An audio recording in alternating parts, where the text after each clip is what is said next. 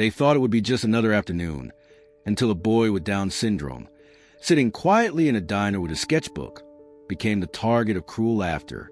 His mother's pleas went ignored, the room too afraid to intervene. But then a man in plain clothes stood up, with calm eyes and steady words. He shifted the air itself, silencing the bikers without raising his voice. What happened next left the entire town talking for weeks. Who was he, and why did he choose that moment to act? Before we continue with this story, make sure to subscribe to the channel, as we have a special story that'll be released soon. The bell above the diner door jingled softly, the kind of sound most people in town no longer noticed, but it still made the boy smile. He walked in just behind his mother, his hand loosely gripping hers, his other arm clutching a well-worn sketchbook with pages curling at the edges. The smell of frying bacon and coffee was thick in the air, the same as it always was on quiet afternoons. This was the time between the lunch rush and the dinner crowd, when only a handful of regulars lingered, each one folded into familiar rhythm of small-town life.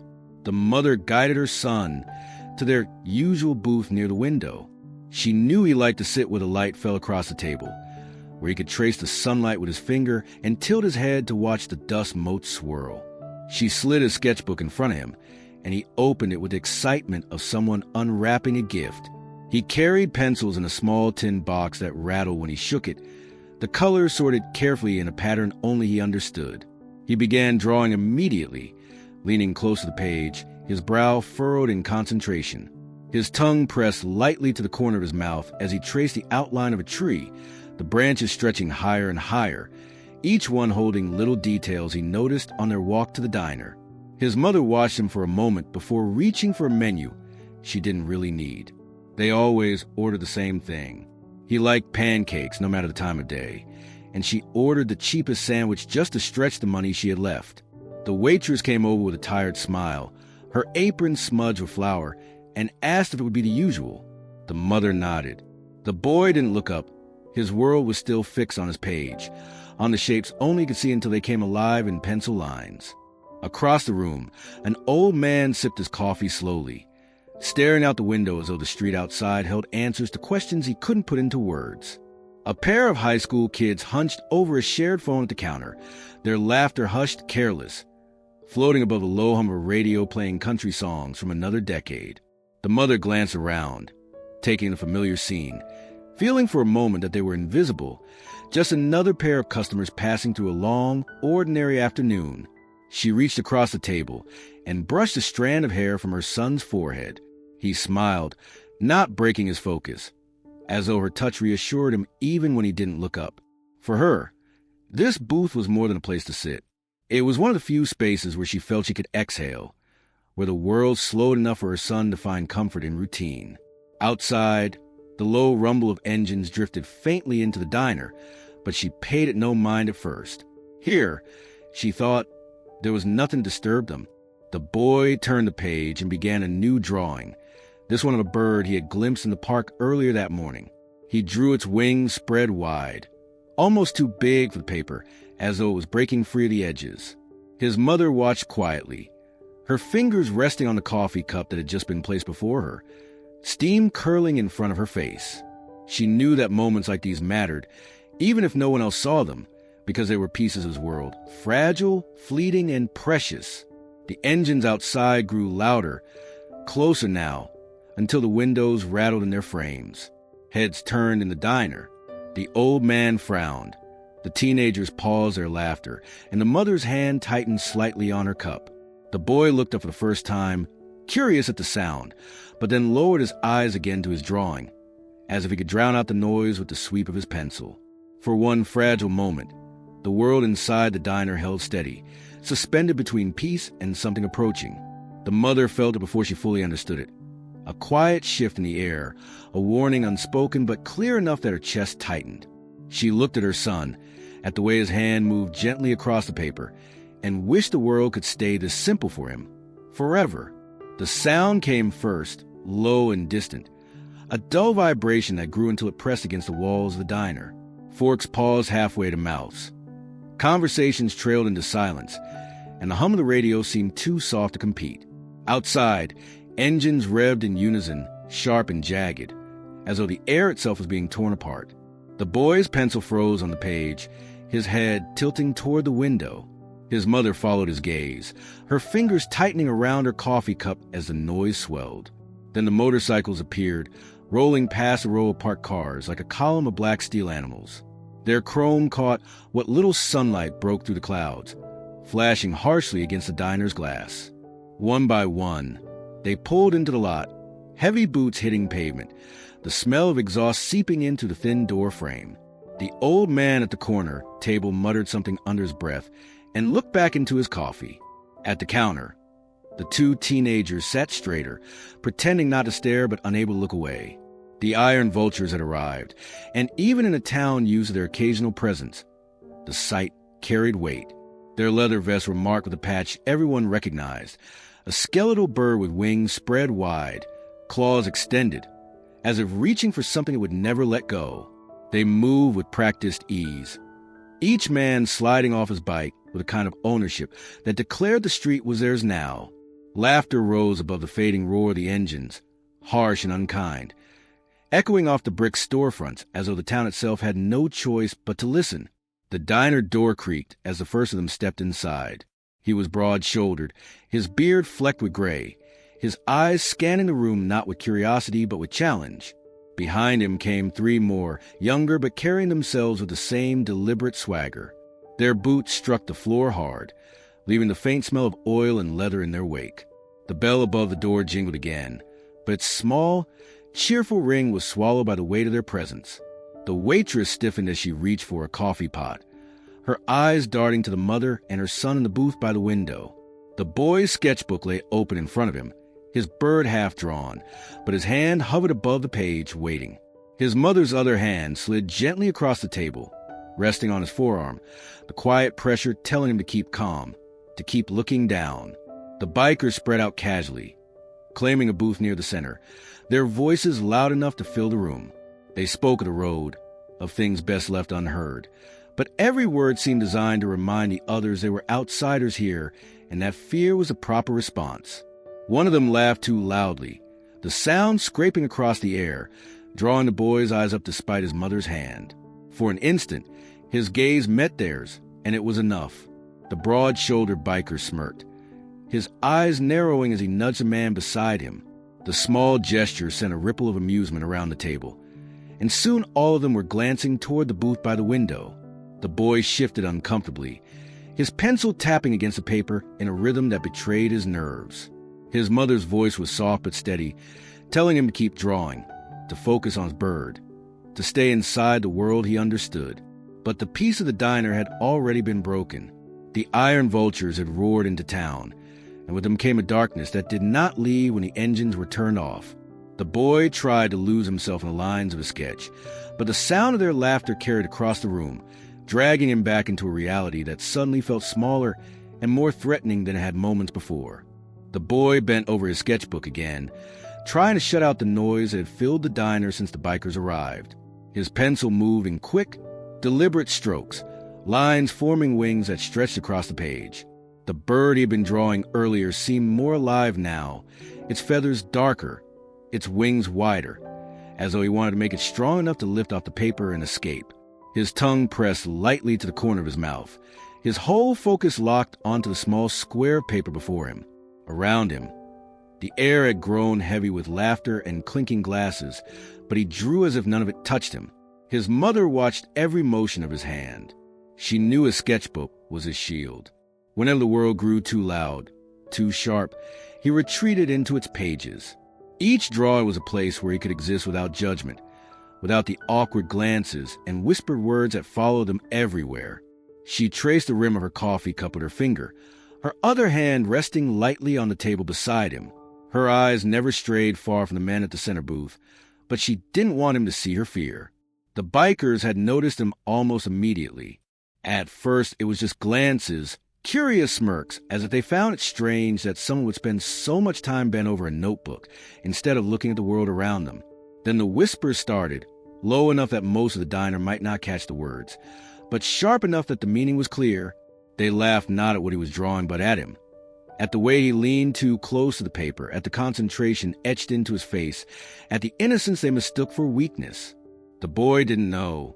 His pencil moved steadily, wings shading into the outline of the branch. He added tiny leaves, each one shaped carefully, as though it mattered that every piece of the tree was right. He was building a world on the page that no one could touch. His lips moved silently as he counted feathers, a habit his mother knew well. Numbers made him calm, even when the world refused to be. The waitress paused as she passed the biker's booth, her tray balanced carefully in her hands. She caught the edge of their cruel amusement, and her shoulders stiffened, but she said nothing. In a town like this, people had learned silence was safer than confrontation. Still, her eyes flickered toward the boy and his mother, then quickly away. One of the bikers leaned back, his heavy arm draped over the seat, his smirk widening as he nudged his friend. The friend looked over at the booth by the window and chuckled, shaking his head. To them, the boy's focus wasn't admirable.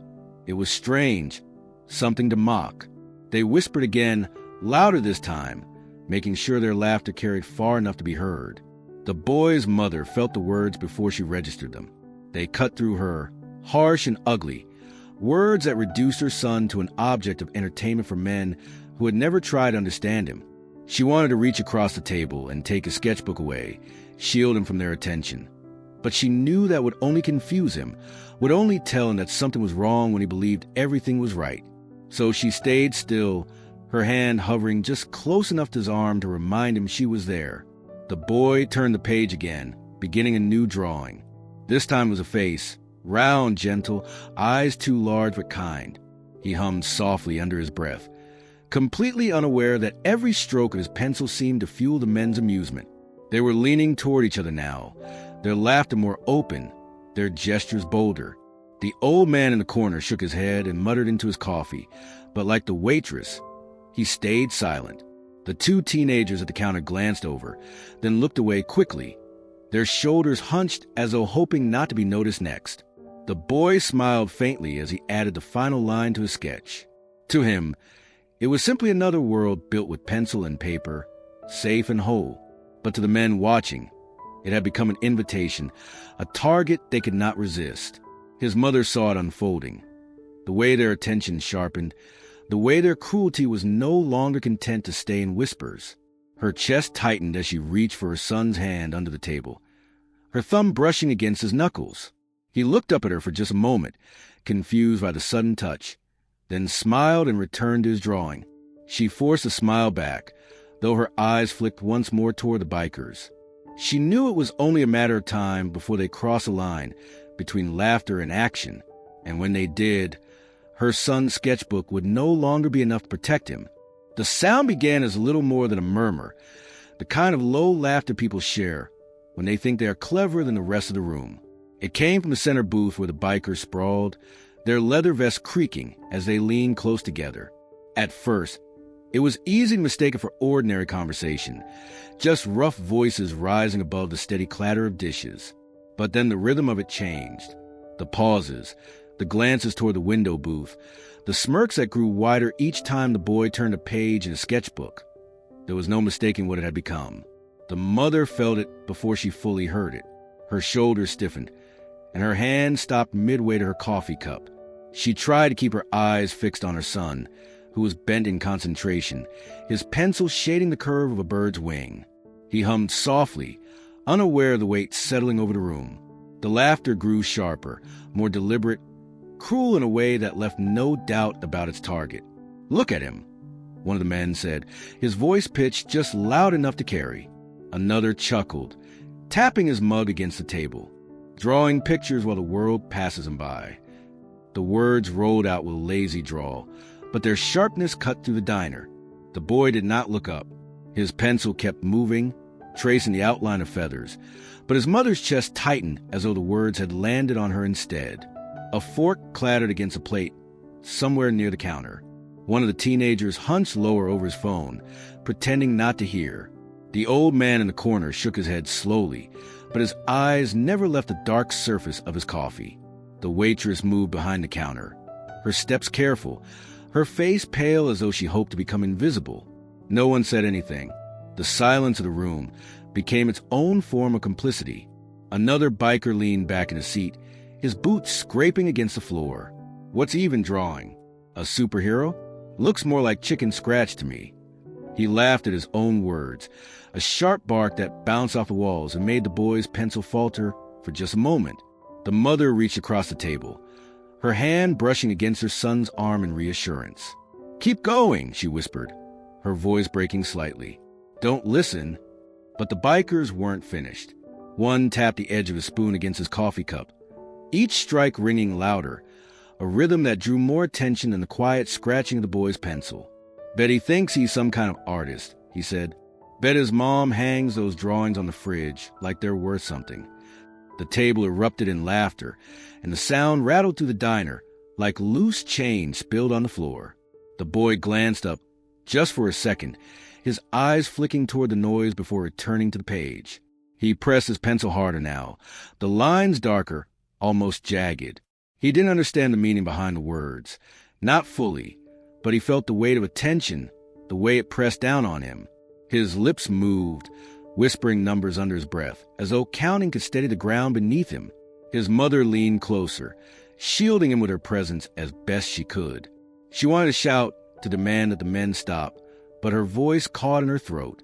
She had learned long ago that anger only fueled this kind of cruelty, that defiance gave them more to feed on. Her hand trembled as she reached for her coffee, the ceramic rattling against the saucer, the sound too loud in the tense room.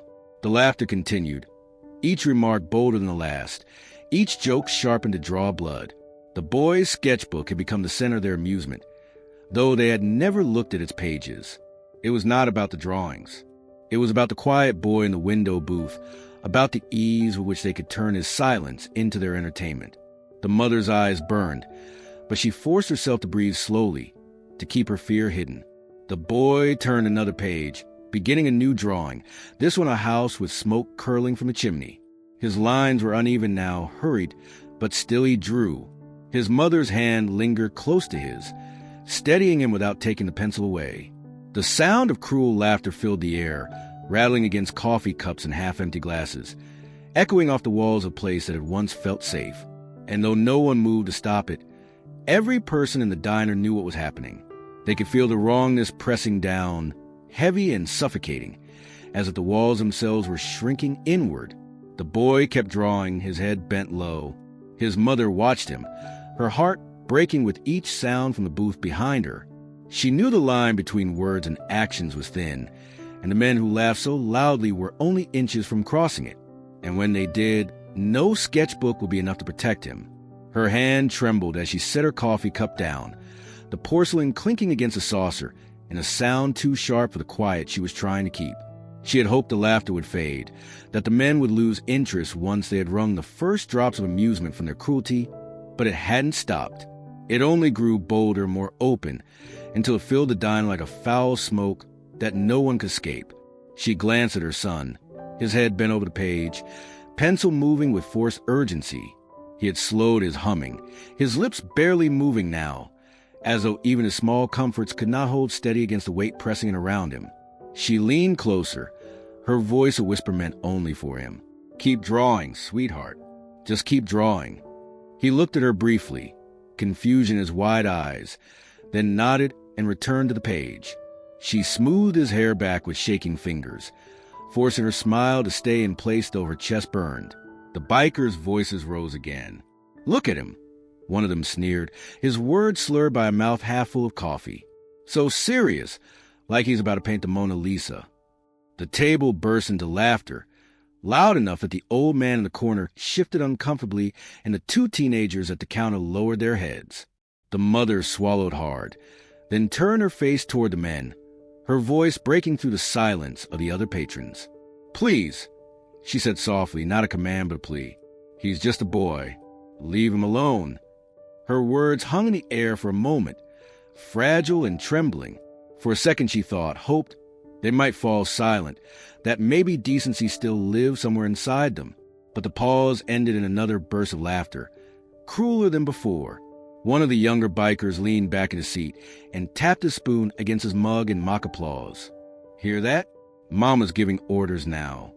He grinned, showing crooked teeth, then raised his mug in a mock toast. To the artist. The others clinked their cups together, and the sound rattled through the diner like a hammer on steel. Her face flushed hot, and she turned quickly back to her son, ashamed that her voice had only fed their amusement. She whispered again, more desperate this time, "Don't look at them. Just stay with me." Her son pressed his pencil harder into the page, the lines dark and jagged, but he did not look up. She could see the tension in his small shoulders, the way his hand shook as he tried to control the pencil. His world was trembling under their laughter, and she couldn't shield him from it. She looked around the diner, her eyes pleading with anyone to intervene. The waitress stood frozen behind the counter, her hand gripping a coffee pot so tightly her knuckles were white. The old man in the corner shook his head again but didn't rise. The teenagers avoided her gaze entirely, their faces buried in the glow of a phone screen. No one would meet her eyes. No one would help. She felt the sting of tears gathering but blinked them away fiercely, unwilling to let the men see her break. Her voice came again, smaller now, a thread of sound almost lost in the biker's laughter. "Please," she whispered. "He doesn't understand." This time they didn't even pause. The leader leaned across his booth, his heavy arms folded, his smirk fixed on the boy. Then maybe it's time someone taught him how the world works. The words struck her harder than any blow could have. She reached for her son, her hand wrapping around his wrist protectively, but she had no shield strong enough to keep those words from seeping into the space between them. Her heart pounded, her breath caught in shallow bursts, every muscle in her body tight with the need to protect, and the crushing knowledge that she couldn't stop what was coming. She could beg, she could whisper, she could pray silently under her breath. But her pleas were nothing against the laughter of men who had already decided they had found their entertainment for the afternoon. The room was shrinking around her, the walls closing in, every sound sharpened until all she could hear was their voices and the pounding of her own heart. Her son turned a page in his sketchbook, his pencil trembling across the paper. She tried to smile for him, tried to keep her fear hidden, but the mask was breaking. He looked at her again, his brow furrowed, as though he could feel her shaking even without understanding the words. She squeezed his hand tight and leaned closer, her voice breaking into a whisper only he could hear. "I've got you. I won't let them hurt you." But she knew her words were fragile things, as fragile as the porcelain cup she had nearly dropped moments earlier. And as the laughter from the center booth swelled again, she understood that her pleas had become nothing more than background noise to men who had already decided they would not listen. He had been there long before the engine shattered the calm. Sitting at the far end of the counter, his back straight despite the weariness in his eyes, he blended into the kind of silence most people overlooked. The stool beneath him creaked faintly as he shifted, one broad hand wrapped around a half-empty mug of black coffee gone cold. His clothes were ordinary, worn jeans, a plain gray t-shirt, boots scuffed from use, but there was nothing ordinary about the way he carried himself. His shoulders filled the space without effort, his movements measured, every small gesture betraying control. When the bikers had first walked in, he hadn't stirred. His gaze had remained steady on the dark swirl of coffee in his cup, listening without appearing to listen. The others in the diner had turned their heads quickly, stealing glances at the leather vests, the patches, the loud voices. He alone had stayed still, as if he'd already measured them in an instant and found nothing worth reacting to. Now, as the laughter rolled across the room, sharp and cruel, his quiet eyes shifted toward the booth by the window. The boy hunched over his sketchbook, his hand trembling, but still moving across the page, pencil scratching against paper like the last fragile defense he had. The mother leaned close, her lips forming words too soft for anyone else to hear, her body a shield against a storm she couldn't stop. The man at the counter let the scene settle in his mind, each detail absorbed and filed away, the way one might study terrain before making a move. The bikers laughed louder, their jokes growing sharper, testing boundaries, their eyes fixed on the boy as though he were prey. The stranger's jaw tightened slightly. It was the only outward sign. No furrow in his brow, no visible anger, just the faintest flecks of muscle along his cheek as he set his coffee cup down with deliberate care. The ceramic touched the counter with no more sound than a breath. Yet in that small action there was intent. He didn't move immediately. Patience had been carved into him over years of training, years of watching situations unravel and knowing the exact moment when silence must give way to action. For now, he watched. His gaze swept over the room once, quick and precise, noting the placement of each man at the booth, the distance to the door, the tremor in the mother's hands, the way the boy's pencil pressed harder into the paper. Every detail mattered. The waitress caught his eye for a fraction of a second. She didn't speak, but her glance was enough to betray what she felt. Fear, helplessness, the hope that someone might do what no one else dared. He gave her nothing back, no nod, no smile, only the steady calm of a man who had already made a decision. Another burst of laughter came from the booth, one of the men slamming his palm against the table to punctuate his joke. The boy flinched, his pencil streaking across the page in a line he hadn't meant to draw. The mother whispered again, her voice shaking, but the words dissolved into the noise. The stranger's eyes lingered on her for a moment, then returned to the bikers. He shifted his weight, leaning slightly forward, his elbows resting on the counter. His hands were steady, fingers relaxed, but his whole frame carried the quiet readiness of someone who had lived too long in places where moments like this often led to violence. He could hear the rhythm of the men's speech, the rise and fall of their voices, the way arrogance had crept into every word. They had chosen their target, and they would not stop. The diner's radio hummed faintly, a song too soft to matter, the lyrics lost under the laughter. Outside, the motorcycles still ticked with cooling engines, the sound sharp in the autumn air. Inside, the atmosphere tightened with every passing second, each cruel joke drawing the line closer to being crossed. The stranger's eyes narrowed, not with anger, but with focus. He had been trained to recognize when the balance of power shifted in a room, and he could feel it tipping now. No one else noticed the way his breathing slowed, the way his posture changed almost imperceptibly, weight-centered, gaze steady. To anyone watching, he was just another man finishing his coffee. But to him, the decision had already been made. If the boy's sketchbook slipped from his hands, if the bikers reached 1 inch too far, if the mother's trembling voice broke completely, he would move. And when he moved, the balance of the room would change forever. He sat at the counter as if he belonged there, as if the stool had been built for his frame. Yet anyone who looked closely enough would have seen something different about him, something that set him apart from the others scattered around the diner. His posture never slouched. His spine stayed straight, shoulders level, chin lifted just enough to keep his eyes forward.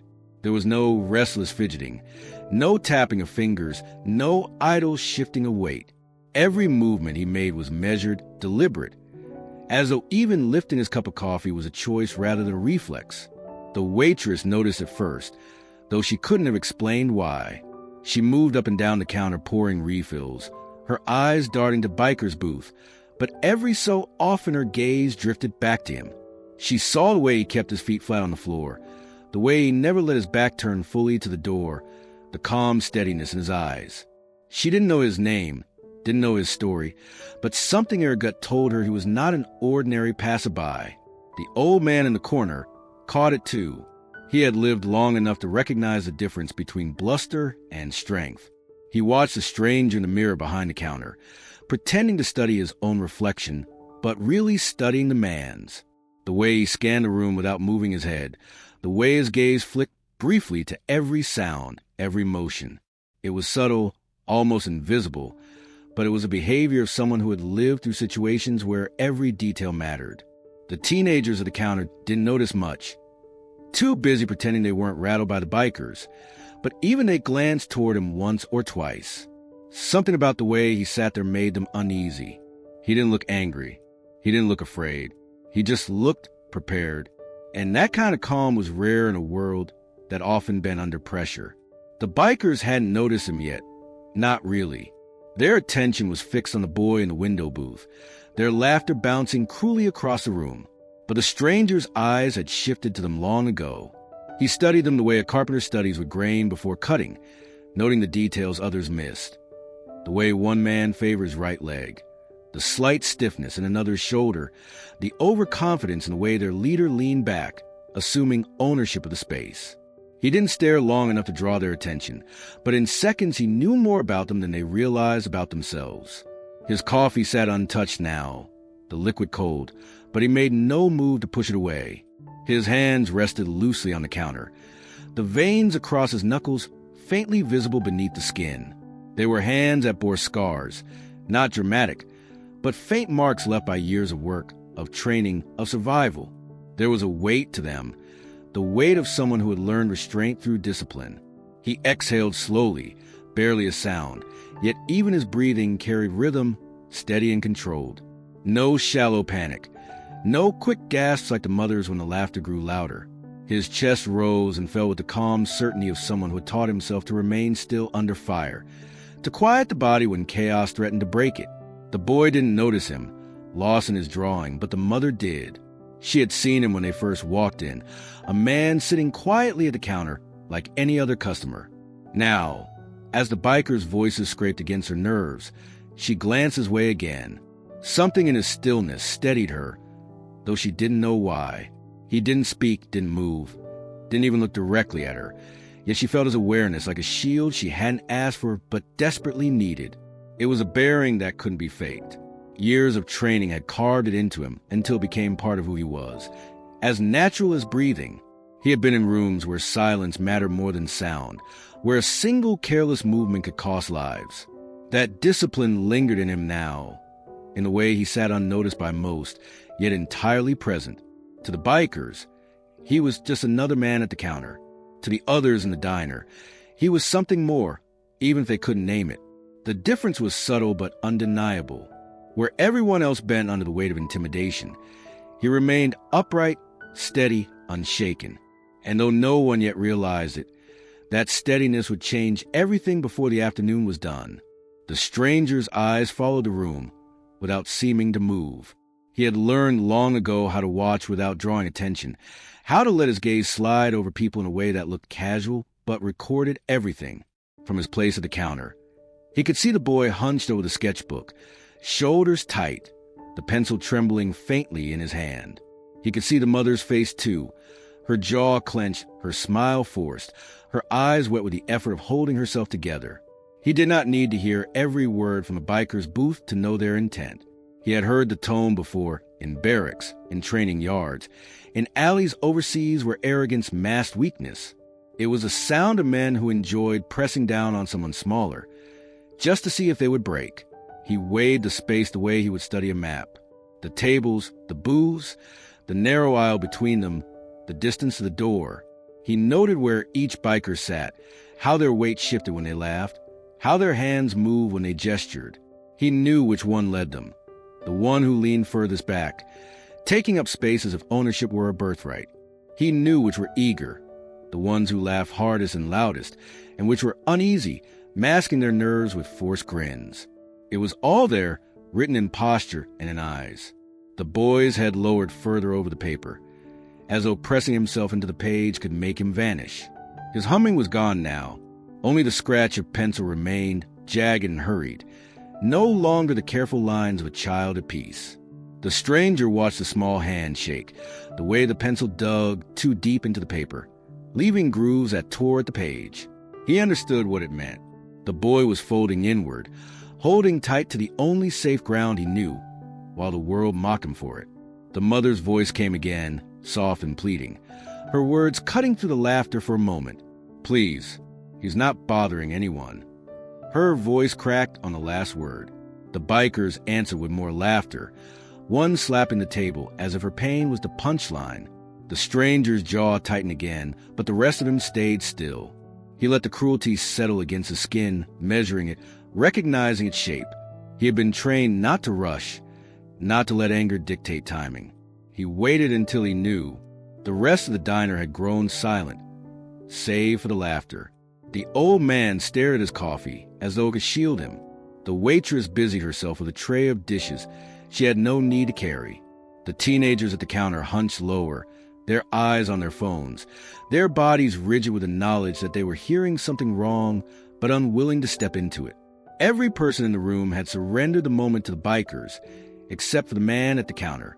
His breathing stayed even, but his eyes narrowed slightly as the laughter shifted from words to mimicry. One of the younger bikers tilted his head and spoke in a sing-song tone, a cruel mockery of the boy's earlier humming. The others laughed harder, their voices echoing off the diner's tile floor.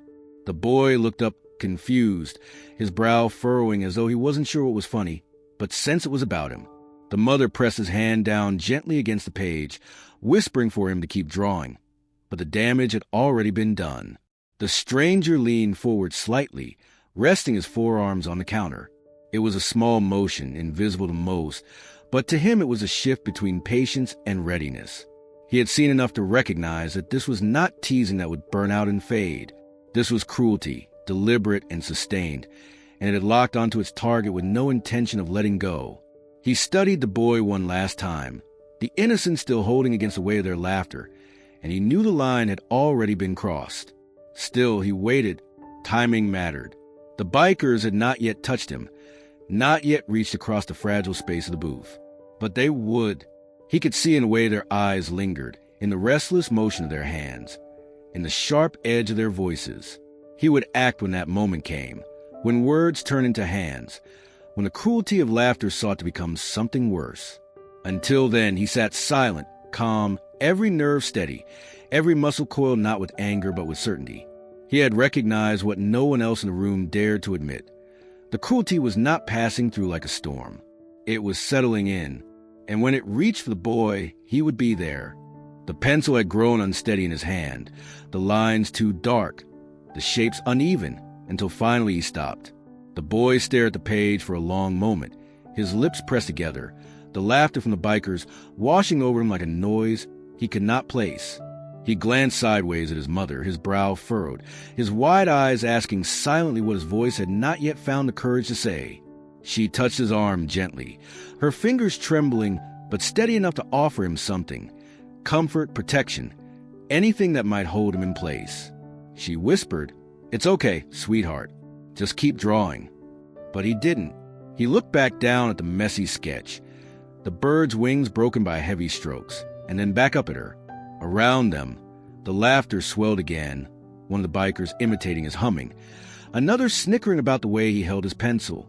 The words weren't clear to him, not completely, but their tone was sharp enough to cut through. His lips parted slightly, and he leaned closer to his mother. His voice, when it came, was soft, childlike, but it carried in a way no one expected. "Mom," he asked, "why are they laughing at me?" The diner fell silent. The question wasn't loud, yet it reached every corner of the room. The bikers, still leaning back in their seats, stopped mid-laughter, their grins faltering as though they hadn't expected him to speak. The mother's throat tightened. She swallowed hard, her hand covering his, her thumb brushing across his knuckles. She searched for words, but found none that would shield him from the truth. Her son's eyes stayed on her, waiting. He was not angry, not even frightened in the way she was. His confusion was pure, untouched by malice. He wanted an answer because to him, the world was supposed to make sense, and people were supposed to be kind. His question laid that expectation bare. A mirror turned back on the men who had mocked him. The old man in the corner lifted his eyes from his coffee for the first time, staring at the boy as though he had said something more profound than any sermon.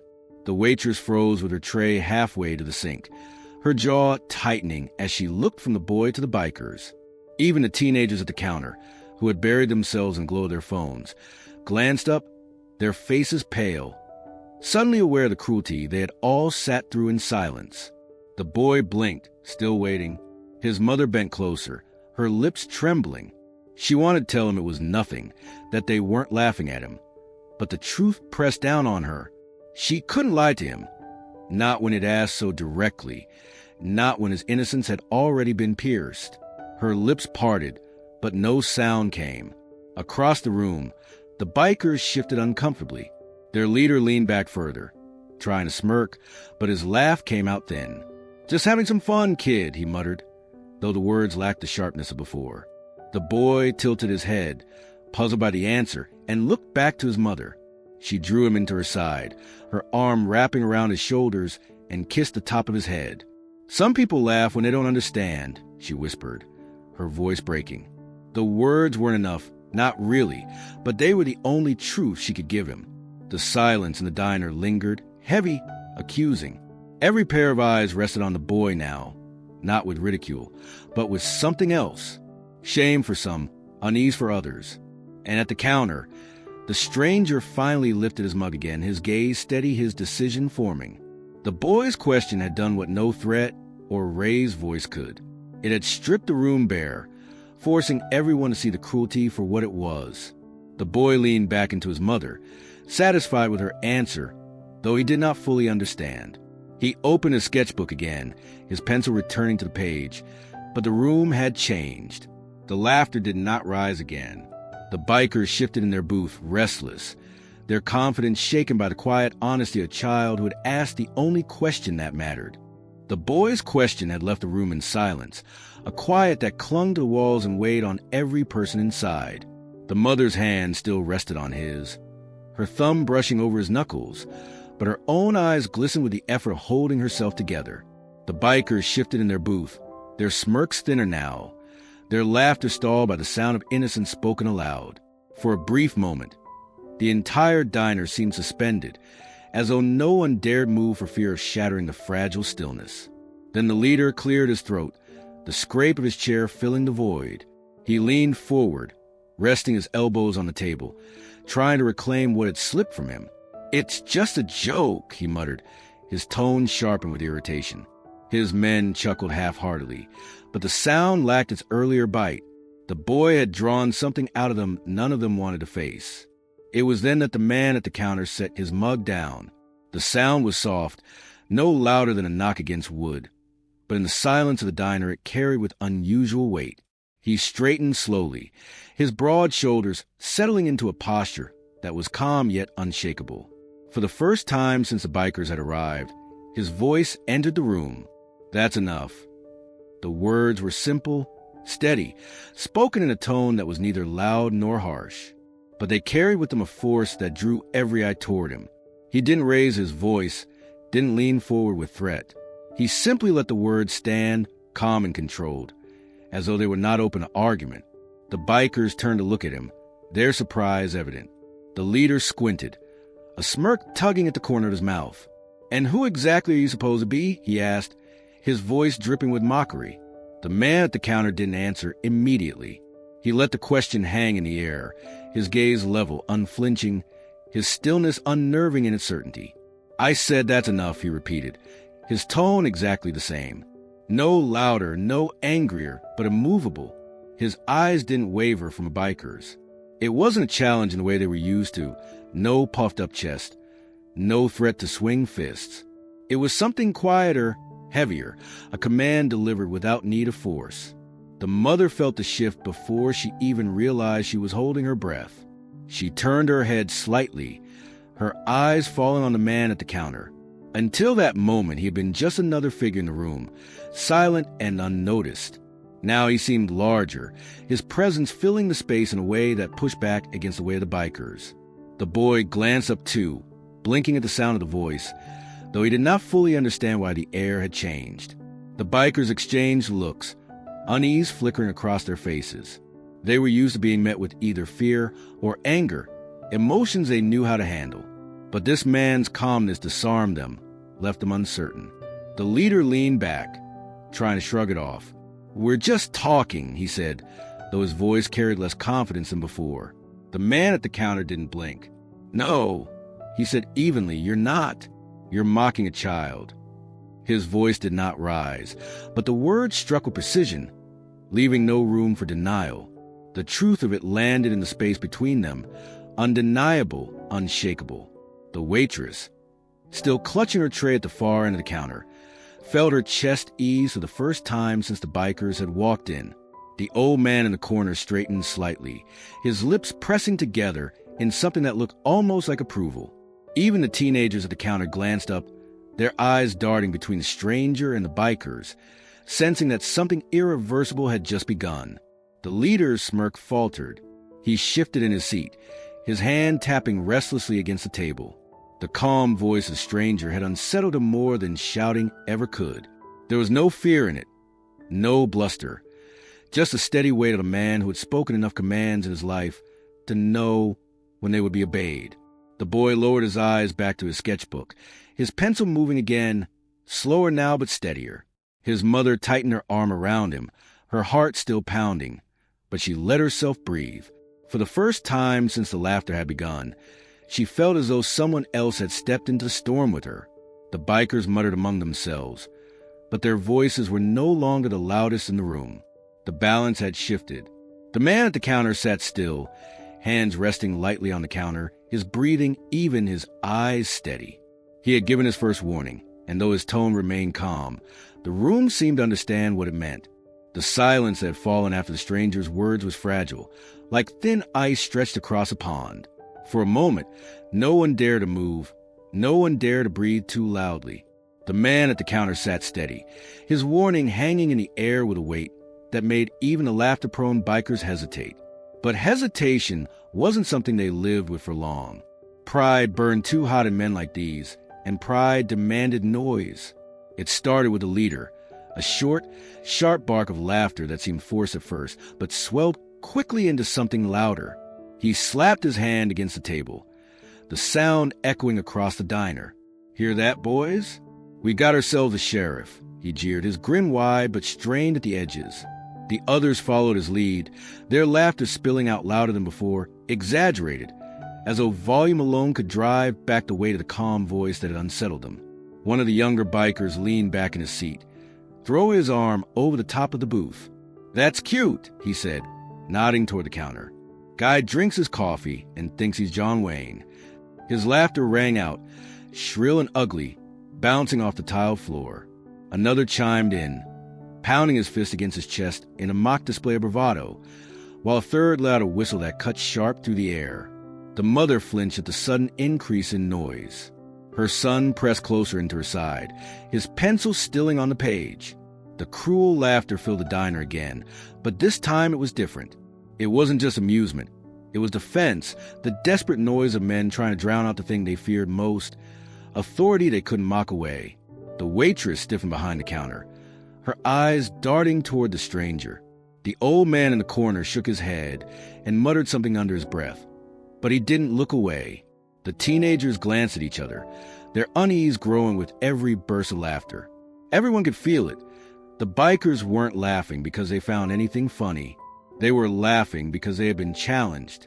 The leader rose slightly from his seat, his heavy boots thudding against the floor as he leaned forward on the table. "You got a problem with us, friend?" he called out, his voice raised above the raucous noise. His grin widened, but his eyes were sharp, testing.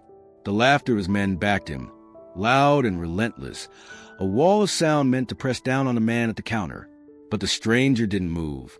He didn't flinch, didn't turn his head, didn't even change the rhythm of his breathing. He simply sat there, his eyes steady, his hands resting loosely in front of him. The calm in his stillness was more unsettling than any raised voice could have been. The boy's small voice broke through the cacophony, though only his mother heard it. "Too loud," he whispered, covering one ear with his hand while the other clutched his pencil tightly. His mother bent close, her lips brushing against his hair. "I know, sweetheart. Just stay with me." Her eyes flicked toward the counter, to the stranger who had spoken for them once already. She prayed silently that he would speak again. The bikers' laughter rolled on, filling every space in the diner. Cups rattled faintly on their saucers. The radio's faint tune drowned beneath the noise. It was a show of power, but one that lacked the confidence it pretended to have. Beneath the noise, unease simmered. They sensed it too, that their laughter wasn't shaking the man at the counter, that their noise was only making the room lean further toward him. The leader slapped the table one last time, his grin hard, his voice booming. "You hear me, tough guy? You don't tell us what to do. Not here, not anywhere." His men erupted in another round of laughter, louder still, but in their eyes there was something else, something that looked like the first flicker of doubt. The stranger didn't rise, didn't speak again just yet. He let their noise burn itself out, let the false bravado echo against the walls until it began to sound hollow. He had lived through men louder than these, men who shouted to hide their fear. He knew better than to meet volume with volume. The moment to act would come, but it wasn't here yet. For now, he sat still, unshaken, letting them reveal just how desperate their laughter truly was. The laughter dragged on, louder than before, but was already beginning to lose its edge. The echoes felt forced, the bravado stretched thin, like a performance no one believed in anymore. The boy's mother held him tighter, her hand smoothing over his hair, but her eyes kept drifting toward the counter, toward the man who had spoken once and silenced them without raising his voice. He hadn't moved since, hadn't reacted to their taunts, but the weight of his stillness pressed harder on the room than all their noise combined. And then, slowly, he pushed his stool back. The sound was quiet, a scrape of wood against tile, but in the silence that followed the biker's laughter, it landed like a gunshot. Every head turned toward him, the teenagers at the counter freezing mid-breath, the waitress lowering her tray until it clinked softly against the counter. The old man in the corner lifted his chin, watching with a knowing look, as though he had been waiting for this moment all along. The man rose to his full height, broad-shouldered and steady, his plain clothes doing nothing to hide the strength of his frame. He moved with deliberate calm, no sudden motions, no wasted effort. It wasn't the rise of a man preparing for a brawl, nor the puffed-up posturing of someone trying to prove himself. It was quieter, heavier. Each motion carried the weight of discipline. Of countless times he had stood before men who thought noise could replace power. The air in the diner shifted.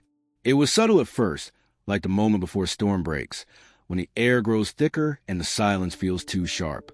The bikers sensed it even as they laughed. Their voices faltered, one chuckle breaking into a cough, another fading awkwardly.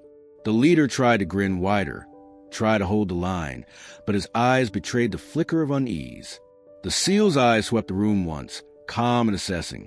He didn't linger on anyone too long, but his gaze touched each biker in turn, measuring them, stripping away the veneer of leather and noise. His breathing stayed steady, his chest rising and falling with deliberate rhythm, but the tension in the air seemed to draw toward him, as though the center of gravity had shifted. The mother felt it too. Her heart raced. But for the first time, fear was not the only thing pounding in her chest. Something steadier settled there, a fragile hope that maybe, finally, someone would stand with her. The boy looked up from his sketchbook, his wide eyes blinking as though he, too, sensed a change. He didn't understand the weight of the moment, but he felt it all the same. The leader leaned forward, slamming his palms down on the table, the sound sharp against the floor. "You think standing up makes you tough?" he shouted, his voice too loud, too fast, betraying nerves he couldn't hide. His men laughed again, but the sound cracked under the weight of their uncertainty. The SEAL didn't answer. He didn't need to. His silence was louder than their noise. He stood tall, hands loose at his sides, eyes steady, every line of his body saying what words could not. He was ready. He was unshaken, and he was not moving back. The air pressed heavier, like the room itself was holding its breath. The waitress set her tray down quietly, her hands trembling but her eyes fixed on him. The old man leaned back, nodding faintly, as though confirming something only he understood.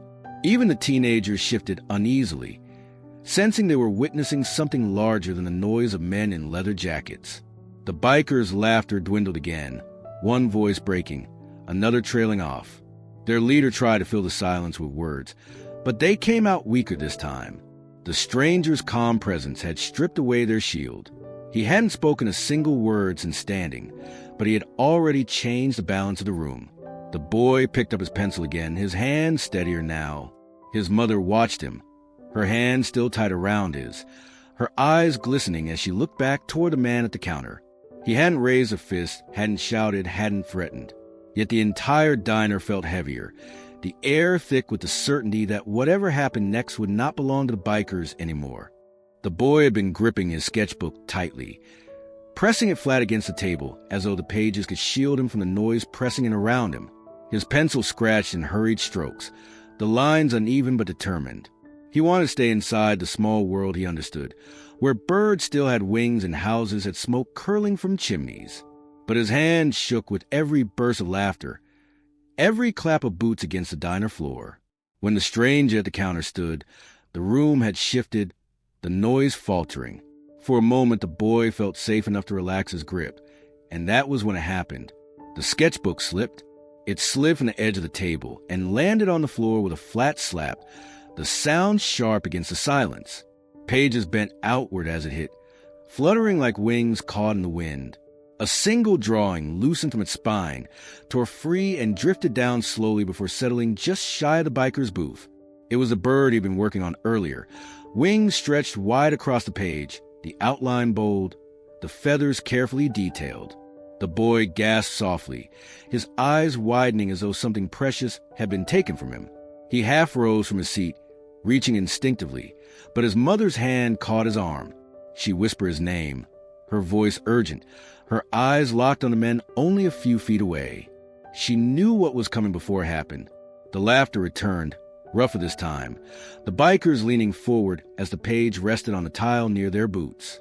One of the younger men bent slowly, lifting it between two fingers as though it were something filthy. He turned it over, snorting, then held it up for the others to see. "Well, would you look at that?" he said loudly, his tone dripping with mockery. "Kid's a regular Picasso." The others chuckled, shaking their heads, nudging each other. The leader took the page from his hand, glancing at it for only a second before curling his lip. "A bird," he sneered. "That's what all the fuss is about." He waved the page in the air, letting it flap loosely before tossing it back on the table, like it wasn't worth holding. The boy's face fell. His small hands tightened into fists on the edge of the booth, his eyes shining with unshed tears. He looked at his mother, wordless, and she could see the plea in his expression. "Please, get it back. Please don't let them keep it." Her own throat closed, but she forced her voice low and steady. "We'll get it, sweetheart. Just stay with me." But the bikers weren't finished. Another man snatched up the page again, this time folding it roughly down the middle, the crease cutting straight through the wings. He laughed, holding it up like a cheap trick. "Guess this bird ain't flying anywhere now." The sound of the paper folding echoed louder than it should have, and something inside the boy broke. "No!" he cried, his voice cracking as he pushed up from the booth. His mother grabbed him, pulling him back down, whispering for him to stay calm. But the damage was done. His cry carried across the room, sharp and raw, cutting through every pretense of humor. The old man in the corner flinched. The waitress's eyes filled with tears, and the teenagers shifted uncomfortably, unable to look. The seal at the counter had not moved while the sketchbook fell, had not stirred when the page was lifted or mocked. But at the sound of the boy's cry, he turned fully, his steady gaze landing squarely on the biker holding the page.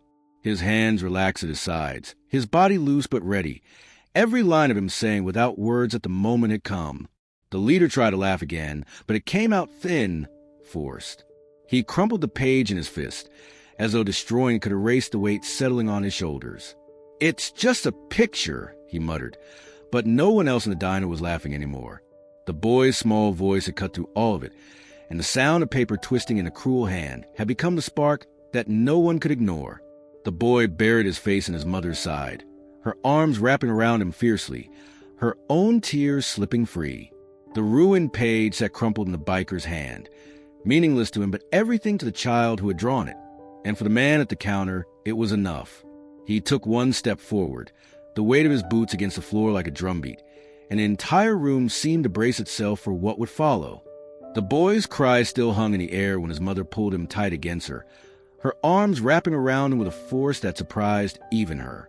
It was instinct, raw and immediate, the kind of movement that had nothing to do with thought and everything to do with the marrow-deep need to protect. She pressed his head against her chest, her hand cupping the back of his neck, her own body curling over him as though her frame alone could shield him from the world pressing in. The biker's laughter had faltered again, but the sound of paper crumpling between the leader's fists lingered. He held the drawing like a trophy, his smirk brittle but present, and that small act of destruction drove her fear into panic. Her son whimpered into her blouse, his hands fisting the fabric, his body trembling. She whispered to him, shushing, promising, even though she knew her promises were fragile things that couldn't hold against men like these. She lifted her eyes toward them, her voice shaking but rising all the same. "Enough. Please, just give it back." Her words cracked as she spoke, her throat raw, her voice more plea than command. She hated how weak it sounded, how desperate, but she couldn't stop. Her son's sobs pressed against her chest, and desperation left no room for pride.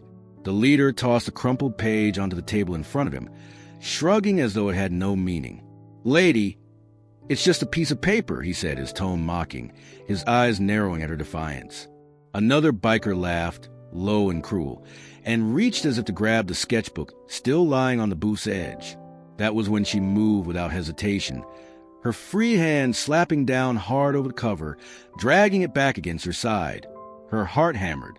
She knew she couldn't fight them, knew that if they truly wanted to take it, her strength meant nothing against theirs. But her hand stayed firm, her grip unyielding. Her son was curled against her, his small body pressed so close that she could feel every shudder of his sobs. She would not let them take from him again. Not his book, not his pride, not what little shield he had left. The bikers exchanged looks, their smirks sharpening as though her resistance amused them. The leader leaned back in his seat, his grin spreading wider. "Looks like Mama's got claws," he said, and his men chuckled. One of them stood halfway, his heavy boots scraping against the tile, and for a heartbeat she thought he might step forward. Her breath caught, her arms tightening protectively around her boy, her whole body shaking but rooted in place. She whispered again into her son's hair, words she barely heard herself. "I've got you. I've got you." It was as much a prayer as a promise, her voice breaking under the strain. She wanted to believe it, wanted him to believe it, but in her gut she knew how thin that shield was. Her body could not stop fists, could not silence laughter, could not erase the cruel smirks watching her. The boy's trembling quieted slightly under her embrace, his sobs turning to sharp breaths as he clung to her, his face pressed into her chest. He didn't see the biker's movements, didn't see the way their bravado edged closer to action, but she saw it. She saw the tightening of shoulders, the restless motion of hands on the table, the shifting weight of men who were deciding whether to push further. Her fear swelled, nearly overwhelming. She had no one to turn to, no friends in the diner who would rise, no strength in herself that could match theirs. But she still did not let go. Even if it was futile, even if it meant nothing, her instinct would not release him. Her body was the only barrier she could offer, and she would hold it there until it broke. It was then, in that tense moment where her instinct collided with the futility of her reality, that she felt a change. A shadow fell across the booth, steady and immovable, a presence that seemed to fill the air itself. She did not look up right away. She was too focused on the boy in her arms. But she sensed it all the same, the shift of power, the line being redrawn. The seal had moved. The room seemed to hold its breath as the mother clutched her son, his small body pressed against her as if she could keep the world from touching him. The biker's laughter faltered, not entirely gone but thinning into uneasy chuckles. The leader leaned back with exaggerated ease, draping his arm over the booth as though the moment still belonged to him. His eyes flicked toward the counter, where a broad-shouldered stranger had stepped forward, his boots sounding heavy against the tile floor. The seal stopped just short of the booth, his posture relaxed, his arms hanging loose at his sides. But there was nothing relaxed about his presence. He didn't need to raise his voice. His calm was enough to quiet the remaining laughter. He looked directly at the leader, his eyes steady, and spoke in a voice that carried more weight than any shout could. "You're done." The words were simple, unadorned, but they cut through the air with the precision of a blade. The leader smirked, but it wavered almost immediately. He forced a chuckle, gesturing lazily toward the mother and child. "What's it to you? We're just having a little fun. Maybe you should mind your own business." The seal didn't flinch, didn't blink. "That boy is my business now." The leader's grin vanished for an instant, and in that flick of the room felt the truth. This was no ordinary man. He tried to recover quickly, leaning forward with a sneer. "You think you can walk over here and tell us what to do? You got no idea who you're dealing with." The seal's expression didn't change. His voice stayed calm, level, almost quiet. "I know exactly who I'm dealing with. Men who get their strength from mocking a child. Men who laugh because they're afraid of being small. That's all you are." The words landed like a strike. The bikers shifted uncomfortably, their smirks cracking under the weight of the truth they couldn't laugh away. One of them muttered something under his breath, But he didn't meet the SEAL's eyes. The leader's jaw tightened, his bravado slipping further. He opened his mouth, but no words came fast enough to fill the silence. The mother tightened her arms around her son, her breath catching as she watched. She could feel her heart pounding, but for the first time since the laughter began, the sound didn't carry despair. It carried hope. The boy peeked out from her embrace, his eyes wide, watching the man who had stepped between him and the cruelty that had nearly broken him. The SEAL leaned forward slightly, his gaze fixed on the leader. "You've got a choice. You walk away now, or I make sure you never forget this moment. Either way, this ends here." His tone never shifted, never rose in anger. It was control made audible, the kind of certainty that left no room for argument. The leader's fingers drummed against the table, his forced smirk fading completely. He looked around the diner, searching for some support in the faces of strangers, but found none. The old man in the corner stared him down. The waitress clutched her tray tight. The teenagers looked anywhere but at him. The laughter had died for good, smothered beneath words sharper than fists. The SEAL straightened, his presence filling the space. He didn't threaten again, didn't need to. His silence after the warning was louder than their noise had ever been. The leader swallowed hard, the false confidence gone. And for the first time that day, he seemed to recognize that he had been measured and found wanting. The boy's drawing lay crumpled on the table between them, a fragile reminder of the cruelty that had sparked the moment. The SEAL's gaze flicked to it once, then back to men. He had made his stand, and the next move belonged to them. The boy sat pressed against his mother's side, his face still hidden in the fold of her blouse, when the room seemed to shift again. The SEAL's words lingered in the air like a warning bell, heavy and certain. But pride is a dangerous thing, and men who build their power on fear rarely back down at the first push. The leader stayed in his booth, his jaw tight, but one of the younger bikers, broad across the shoulders, his vest worn and patched with fading thread, decided he had to prove something. His eyes flicked to the sketchbook clutched tightly against the boy's side. The boy held it with both hands, his knuckles white, as though the book itself was a lifeline. It was all he had left after the page had been crumpled, the one constant he could return to, and his mother's hand rested protectively over his, steadying his grip. But the biker's gaze fixed on it, narrowing, his smirk returning with cruel intent. He leaned forward, his boots scraping the floor, and in one swift motion, his arm shot out across the narrow space of the booth. The mother gasped, pulling her son closer, but the biker was quicker. His fingers curled around the sketchbook, yanking it from the boy's hands with force that tore it free despite their desperate grip. The boy cried out, his voice raw, and his hands clawed after the air where the book had been. His mother lunged forward, her fingers brushing the biker's arm, but he jerked back, retreating with the sketchbook held high above his head like a prize. The diner went dead silent, except for the boy's choked sobs. His arms reached upward, his fingers trembling, pleading for the return of the only thing that mattered to him. His mother pulled him back against her, tears spilling down her cheeks as she whispered soothing words that meant nothing against reality before them. Her voice broke with each breath.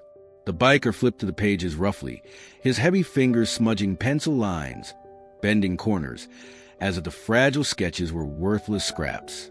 "Look at this," he laughed, his voice thick with derision. "Birds, houses, doodles, and Mama here thinks it's art."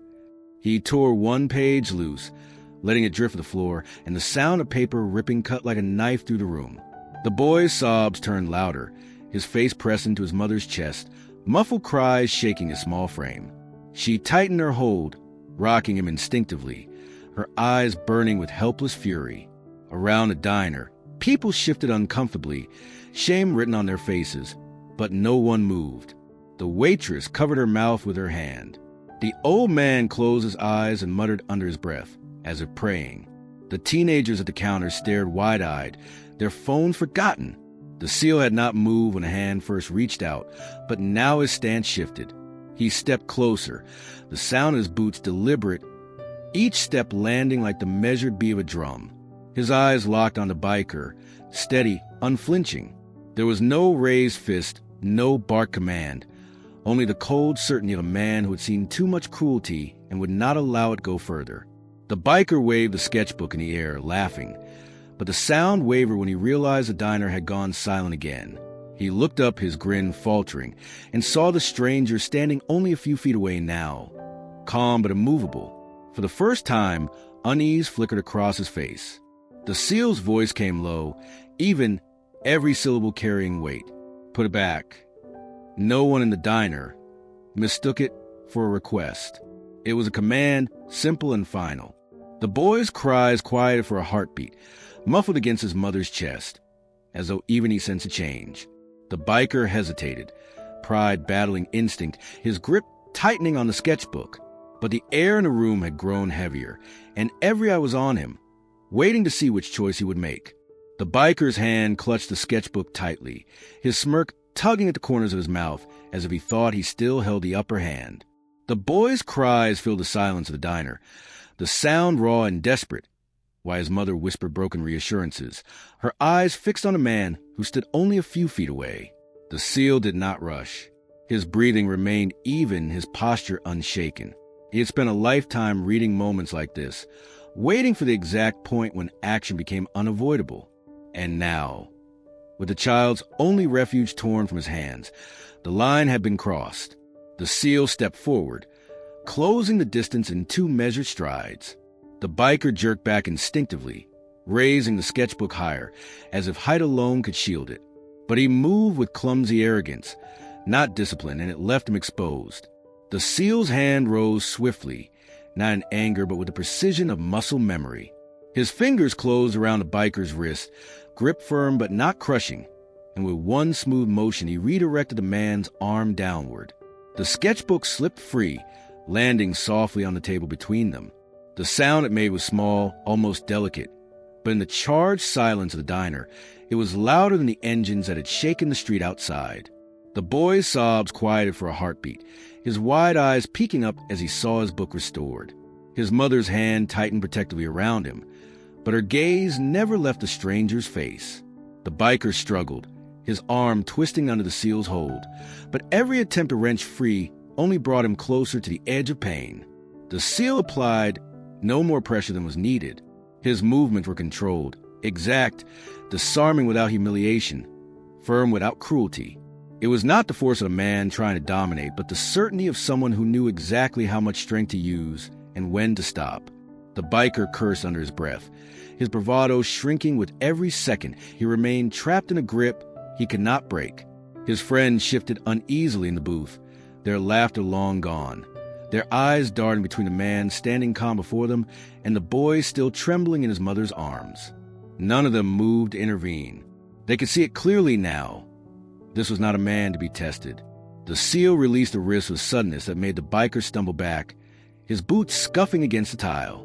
He caught himself against the edge of the booth, his chest rising and falling fast, his face flushed with anger and shame. The stranger did not advance, did not press his advantage. He simply stood there, his presence filling the space, his silence louder than any threat. The sketchbook lay untouched on the table.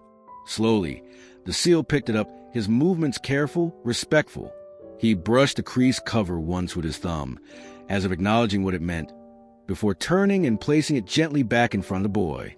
The child's small hands reached out immediately, clutching into his chest, his tears wetting the worn cover. The mother whispered a thank you, her voice breaking, though the seal did not respond. His eyes remained fixed on the bikers. The leader leaned forward, his jaw tight, his bravado fraying at the edges. "You think you can just walk in here and play hero?" he asked, his tone uneven, but his words lacked conviction, and the silence that followed swallowed them whole.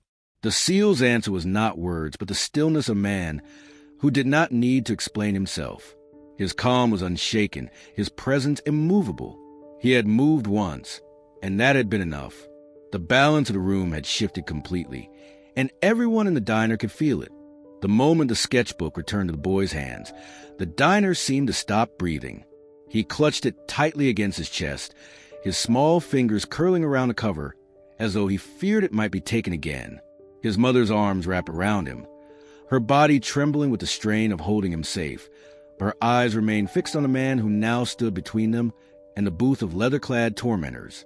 Every person in the room felt the weight of the silence. The old man in the corner, who had spent the better part of the last hour staring into his coffee, now sat upright, his hands folded tightly together as though in prayer. He had seen his share of fights in his younger years, had watched tempers boil and fists fly. But what he saw now was different. It wasn't a fight. It was something quieter, heavier, and infinitely more dangerous. The waitress stood frozen behind the counter. The coffee pot she had been clutching dangling forgotten in her hand. Her knuckles were pale, her eyes wide. She had felt helpless from the moment the bikers had swaggered through the door, powerless to do anything but serve them and hope they left quickly. Now she felt something else, a stirring of relief mixed with awe, watching a single man command the room without shouting, without chaos, with nothing but presence and precision. The teenagers at the counter no longer pretended to be distracted. Their phones lay untouched beside them, their faces pale, their eyes darting nervously between the bikers and the stranger who had risen against them. They were used to bluster, to loud words and empty threats in the schoolyard or the streets. But this was different. The quiet power of it unsettled them, left them wide-eyed and motionless. The bikers, for their part, had fallen silent too. The one whose wrist had been caught still rubbed it absently, his pride more wounded than his flesh. His face burned red, not only from the pressure of the grip, but from the humiliation of being undone so quickly, so easily, in front of his brothers. The leader leaned forward on the table, tried to steady the confidence slipping through his fingers. He tapped one thick finger against the surface, his jaw tight, his grin strained. But his men didn't laugh with him anymore. Their smirks had faltered, their shoulders tense, their eyes betraying uncertainty. The SEAL stood motionless in the aisle, his body relaxed, his gaze unwavering. He hadn't raised his voice, hadn't thrown a punch, but he had dismantled their show of power with a single controlled motion. That kind of control was more frightening than violence. Violence could be chaotic, reckless, easy to dismiss.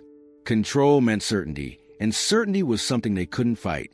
The boy peeked out from his mother's arms, his wide eyes fixed on a man who had returned his sketchbook. He didn't fully understand what had happened, but he felt it. The air was different.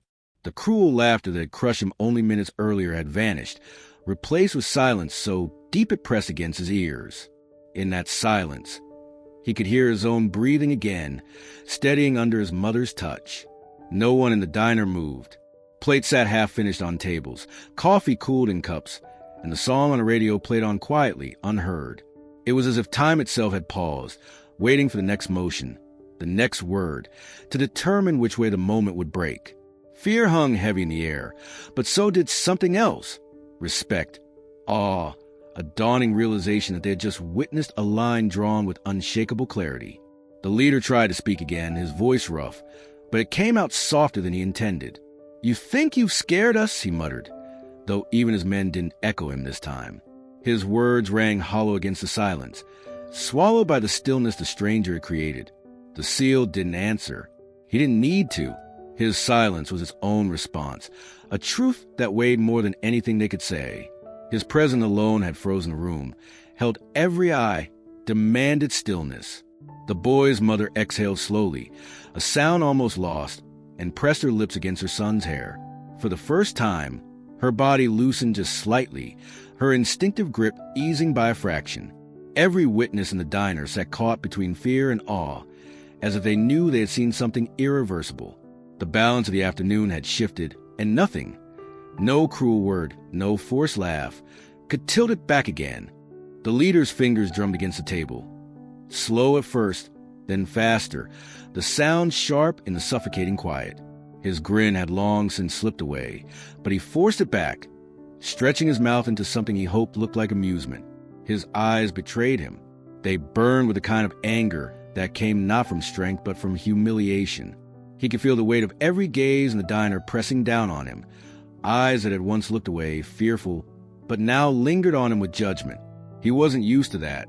He wasn't used to silence that didn't bow to his voice. His men shifted uneasily in the booth, their laughter gone, their confidence fractured. They looked at him for direction, for a sign of what to do next, but he could see the hesitation in their posture, the nervous flick of their glances toward the man standing so still in the aisle. They were waiting, but not with the same eagerness as before.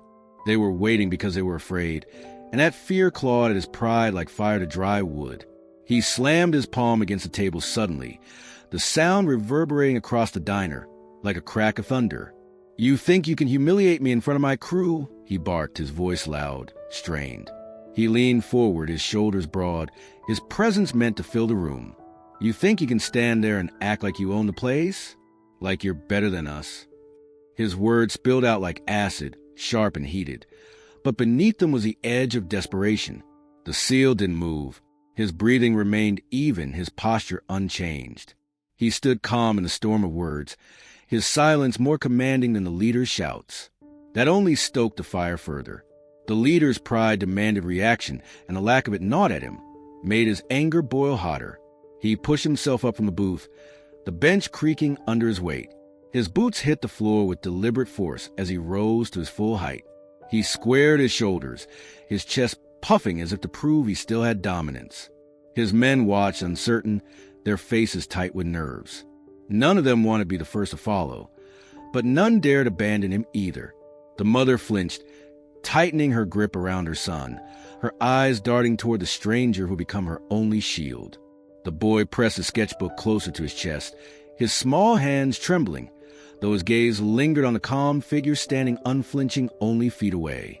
The leader sneered, his lip curling as he jabbed a finger in the seal's direction. "You don't know who you're messing with," he growled. "We run this town when we're here. People keep their heads down because they know better. You think one guy can change that?" He spat the words with venom, his voice rising, echoing to the diner, but every patron could hear the hollow edge beneath them. Still, he refused to stop. His pride had been wounded in front of witnesses, and men like him didn't retreat. They couldn't. To back down would be to admit weakness, and weakness was something he had built his entire life denying. So he let the anger guide him, let it fill the cracks left by fear, let it push him further than he should have gone. "You've got one chance," he snarled, his voice low now, steadying into something darker. "Walk away. Take your coffee. Take your silence and leave, or you're going to regret it." He leaned closer, his eyes narrowing, his body taut with the kind of energy that begged for violence. The seal didn't flinch, didn't step back, didn't even blink. His voice, when it came, was calm, controlled, cutting through the air like a blade. "I don't walk away from men who prey on children." The words hit harder than any fist could have. The leader's face reddened, his jaw tightening until the muscles twitched. His pride, already raw, blistered under the truth of it. He could feel the shift of the room against him, the weight of judgment pressing heavier. He had to act, had to reclaim what had been stripped from him. The fury in his eyes told everyone in the diner the same truth. This wasn't over. The diner held its silence like a fragile thing. Every eye fixed on the narrow space between the biker leader and the man who stood against him. The leader's chest heaved with the effort of holding his fury inside. His jaw clenched so tightly it seemed ready to splinter. His men shifted restlessly behind him, waiting for a signal, though none of them seemed eager to take the first step forward. The mother pressed her son closer against her side, her hands splayed across his back, her eyes darting between the men with the look of someone who already knew how quickly the wrong word could ignite the fire. The seal stood unshaken, his breathing steady, his body loose and centered, his silence carrying more weight than the threats filling the air. He did not posture. He did not raise his fists. He simply stood, as though every inch of him had already decided how this would end if the line was crossed. His eyes locked on the leader's, unblinking, and when he finally spoke, the sound was almost too quiet to believe it carried as far as it did. "Sit down. Now." The words were spoken with no rush, no heat.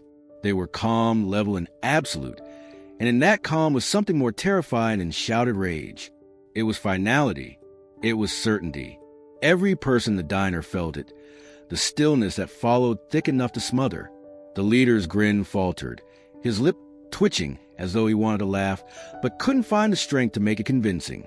His pride fought to push back, to fill the space with more noise, but the weight of the command pinned him where he stood. It wasn't a request. It wasn't even an argument. It was an order, given by someone who had spent a lifetime giving orders in places where obedience meant survival.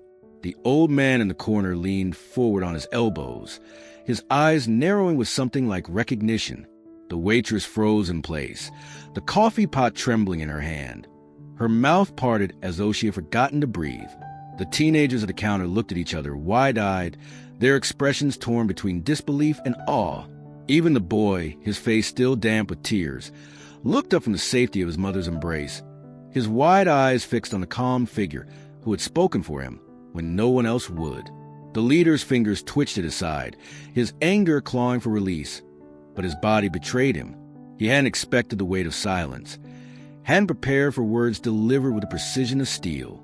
He tried to step forward, but even his boots seemed reluctant to move. His men exchanged uneasy glances, their bravado fraying, each one silently calculating whether their leader was worth following into a confrontation that no longer felt winnable. The SEAL did not speak again. He didn't need to. His warning had been given, and it was clear to everyone in the room that there would not be a second one. His stillness carried its own promise. If the order was ignored, if the line was crossed again, he would act, and he would end it swiftly. The leader swallowed, the sound harsh in the silence. His pride screamed for him to defy the command, to show his men and every witness in the room that he could not be ordered like a child. But the weight of the words pressed down on him, a force stronger than his anger. His face flushed red, his jaw working furiously, but he could not bring himself to move. The boy clutched his sketchbook tighter, his small fingers trembling less than before. His mother's breast shuddered as she exhaled, her arms still wrapped protectively around him, but in her eyes a flicker of something new had appeared. Hope. The SEAL remained where he stood, unmoving, unshaken.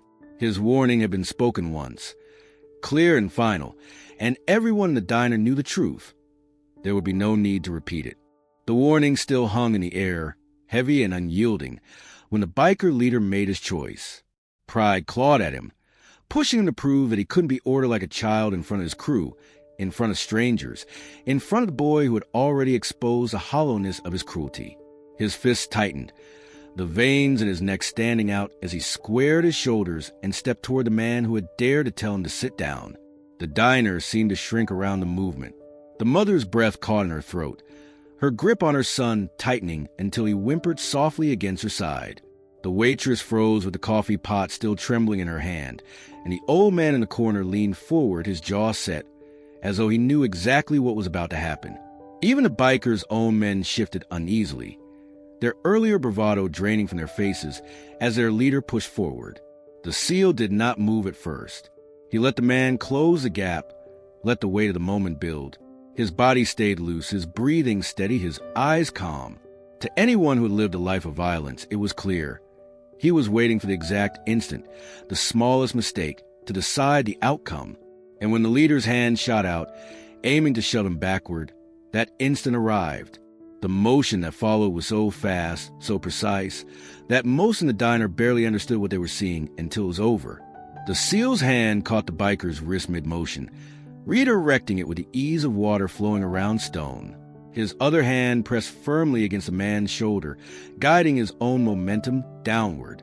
In a single controlled movement, the biker found himself bent forward, his arm locked harmlessly but immovably at an angle that left him unable to resist. The sound was not violence, but inevitability. The scrape of boots against tile, the grunt of surprise as his chest met the edge of the table he had once leaned on with arrogance. Gasps filled the room, sharp and collective, as everyone witnessed how easily the man had been undone. There was no strike, no flare temper, no chaos. Just control, measured, efficient, absolute. The SEAL didn't press harder than needed. He didn't twist to break, didn't strike to injure. He held the man there for only a breath.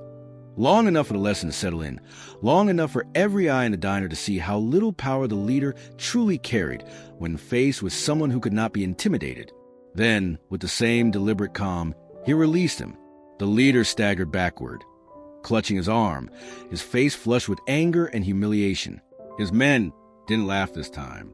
They sat frozen in the booth, their eyes wide, their confidence shattered by the sight of their strongest brought down in a single, effortless motion. The SEAL straightened again, his hands falling back to his sides. He hadn't raised his voice, hadn't broken a sweat, hadn't even shifted his breathing. He simply stood where he had before, calm and steady, as though nothing unusual had happened. But the silence that filled the diner told the truth. Everything had changed. The boy peeked up from his mother's embrace, his tears slowing, his small hands clutching the sketchbook against his chest. He didn't understand the mechanics of what he had seen, but he understood enough. The man who had mocked him, who had torn his world apart with laughter and cruelty, had been stopped. And the one who stopped him had done so without shouting, without anger, without cruelty of his own. The mother exhaled shakily, her body still trembling, but for the first time that afternoon she felt the balance shift completely. She could see it in the faces of the bikers, in the way their leader avoided the calm gaze of the man standing before them. Pride had driven him forward, but pride alone had not been enough. The SEAL didn't speak. He didn't need to.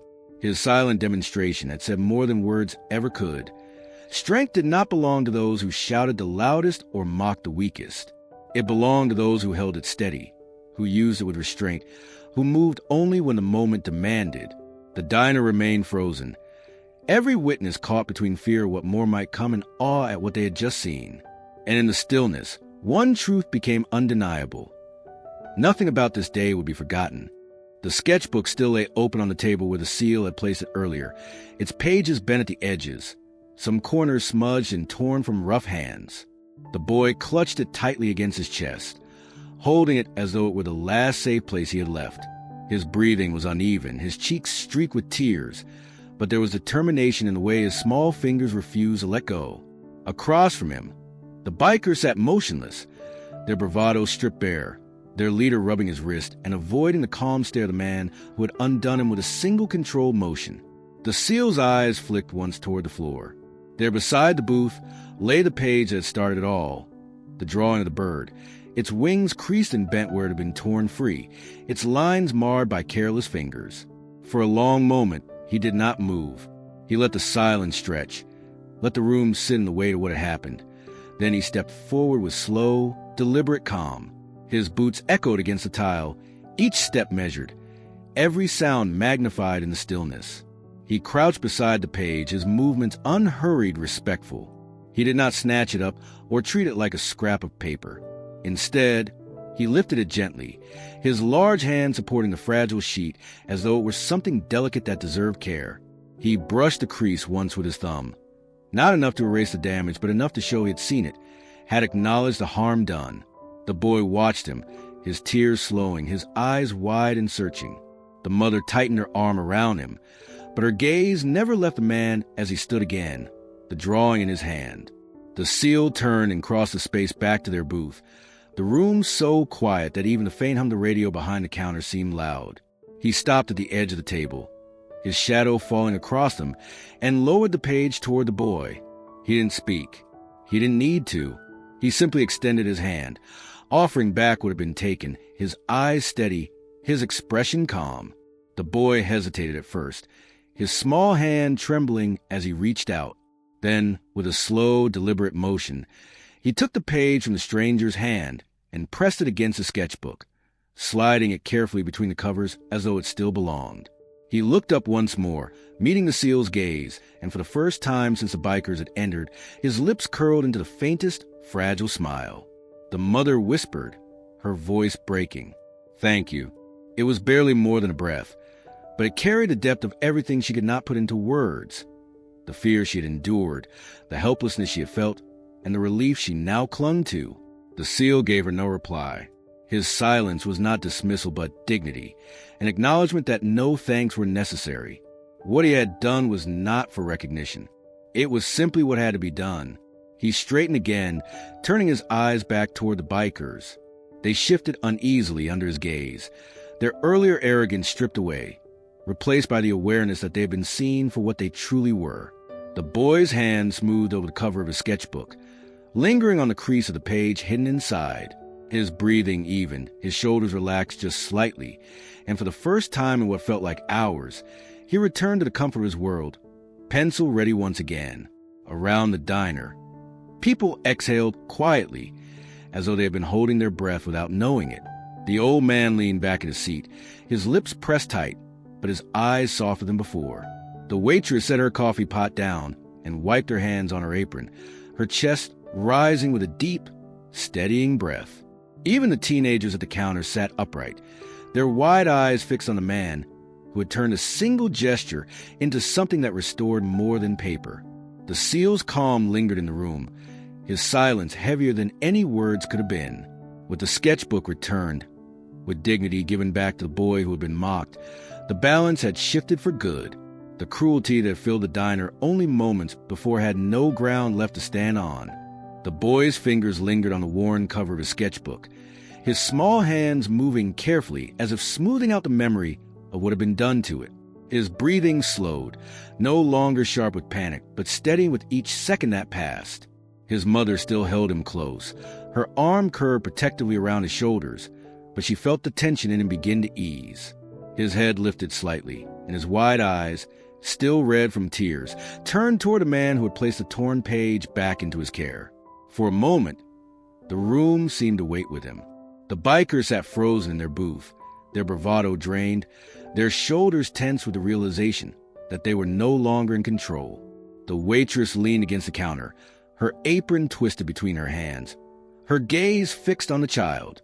Even the old man in the corner, who had carried himself with quiet resignation all afternoon, leaned forward on his elbows, his weathered eyes watching closely.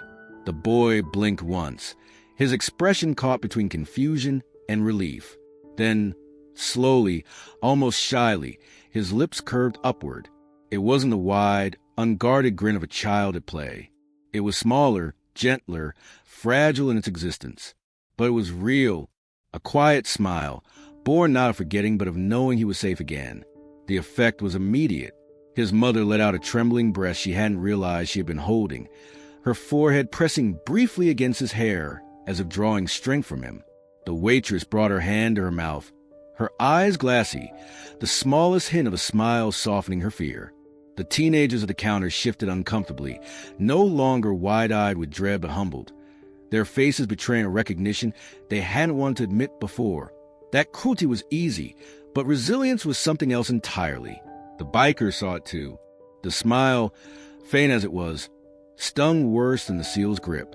For them, it was a reminder that all their laughter, all their taunts, all their attempts to belittle had failed to erase the spirit of the child they had mocked. They shifted in their seats, their eyes darting anywhere but toward the boy, as though avoiding the truth that a small act of defiance had undone them. The SEAL did not smile in return. He stood where he was, silent and steady, his expression unchanged.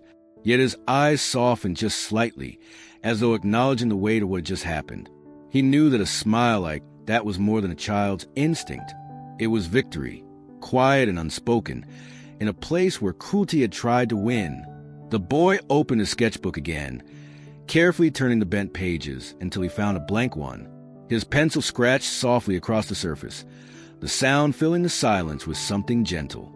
His mother watched, tears streaking her cheeks, her chest rising with each steadying breath. She understood better than anyone else that this was his way of reclaiming the moment, not by forgetting, but by creating again, by choosing to return to his world of lines and shapes. The atmosphere in the diner shifted. The fear that had weighed so heavily on everyone began to loosen. No one spoke, but the change was palpable, as if the boy's fragile smile had pushed back against the darkness and shown everyone that cruelty was not the final word. Even the old man in the corner sat straighter, his lips pressing together in something like pride.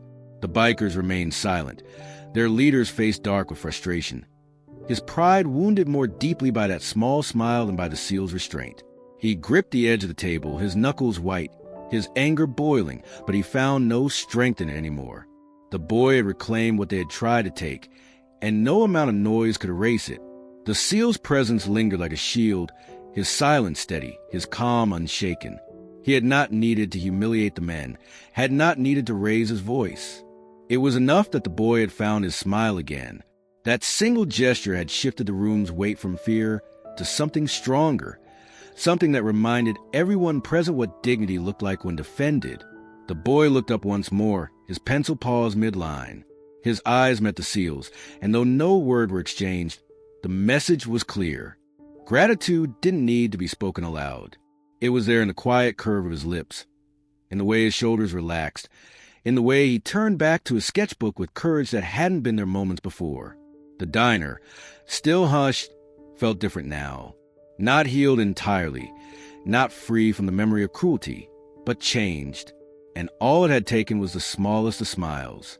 The boy's smile lingered faintly as he bent back over his sketchbook, the pencil trembling in his hand, but moving again, lines slowly reclaiming the space where fear had silenced him. His mother sat close, her arm wrapped firmly around his shoulders, her body still curved protectively as though she hadn't convinced herself he was safe. For so long her strength had been the only barrier between him and a world that too often misunderstood him. Now, with the sketchbook returned, with the laughter silenced, her strength gave way, and in its place came something she'd been holding back for what felt like hours. Her chest rose sharply, the first sob catching her off guard. She pressed her lips together, fighting it, unwilling to let her son see her break. But the pressure inside her was too much. Tears welled in her eyes, and before she could stop them, they spilled over, running warm and unchecked down her cheeks. She turned her face slightly toward the window, pretending to brush her son's hair, but her shoulders shook with the effort of keeping quiet. The boy looked up once, sensing more than seeing, his wide eyes meeting hers. He reached out with his small hand, patting her wrist clumsily, as though trying to comfort her, without knowing exactly why.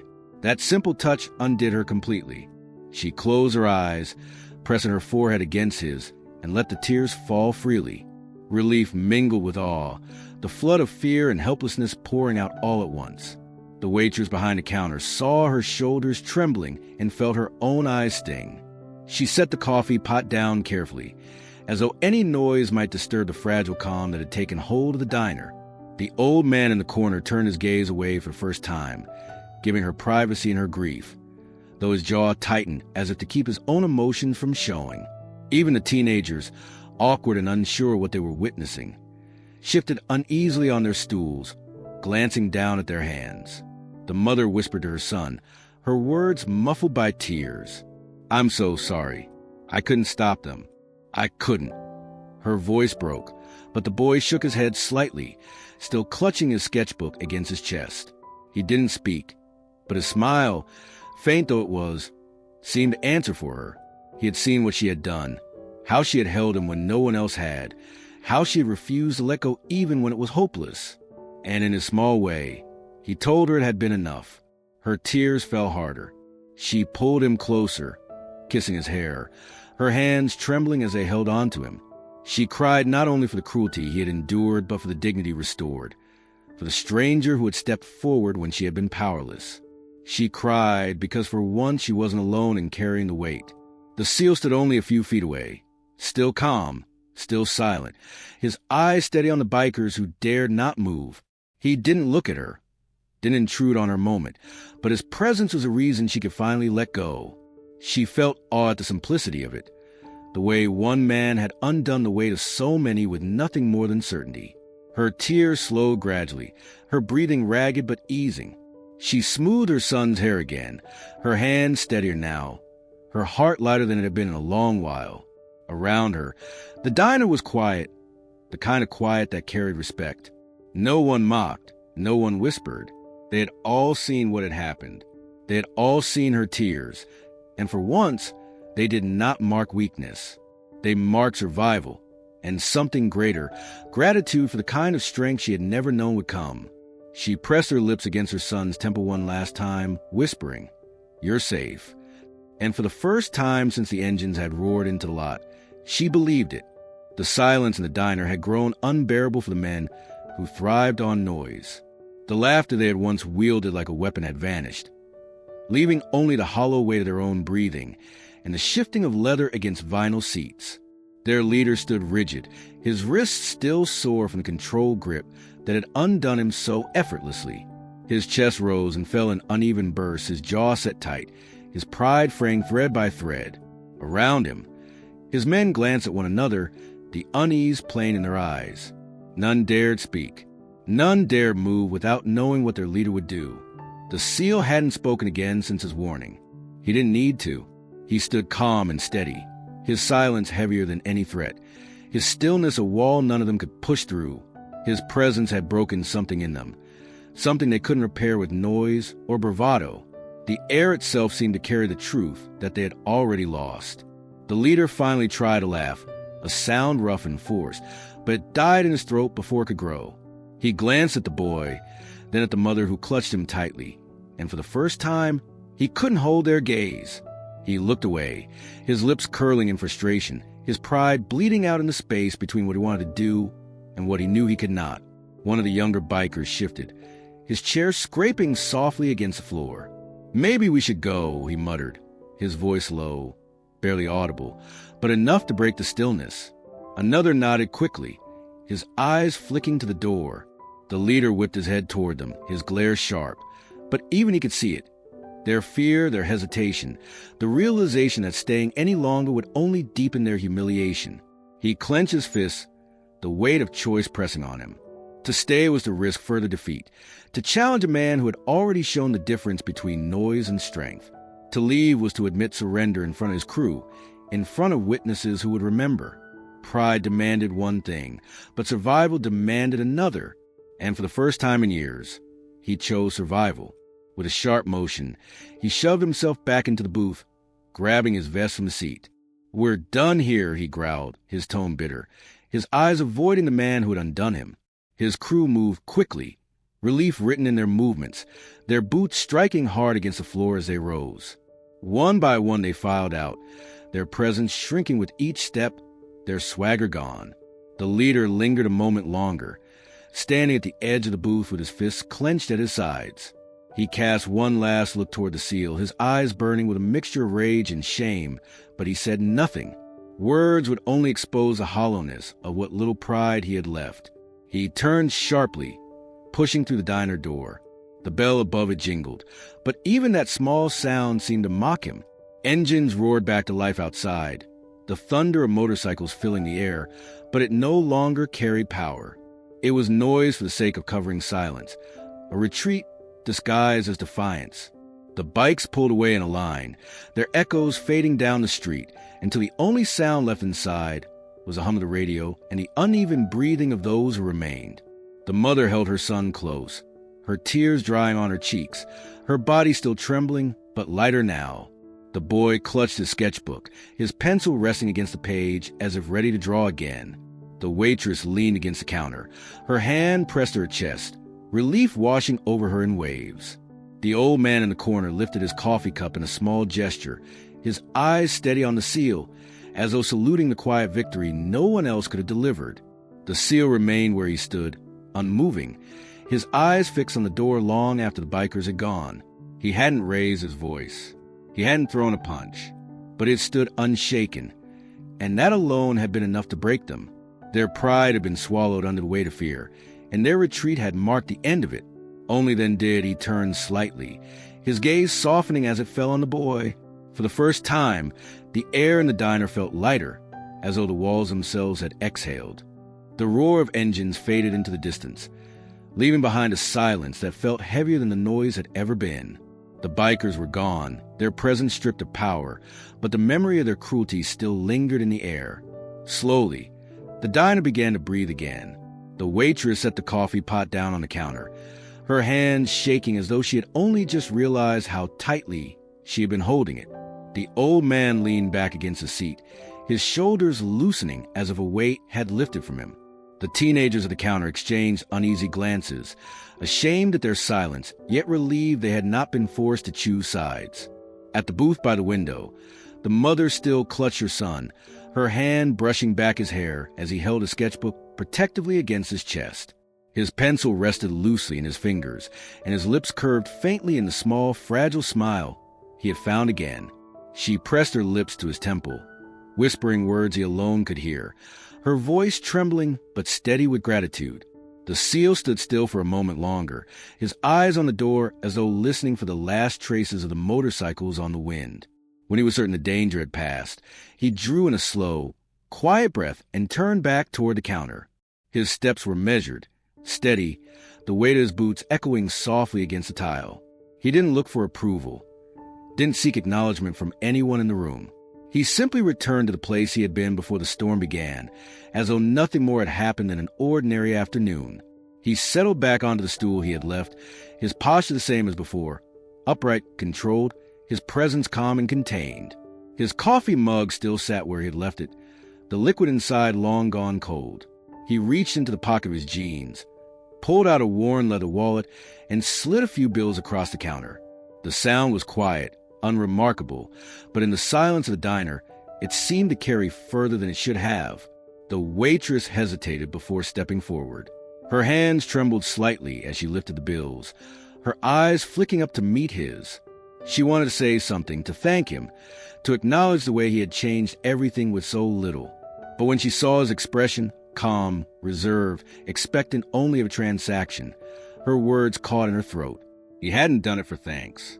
He hadn't done it to be seen. He had simply done what needed to be done. She nodded instead, folding the bills into her apron, her eyes lowering in respect. "Coffee's on the house," she murmured, her voice thick with emotion.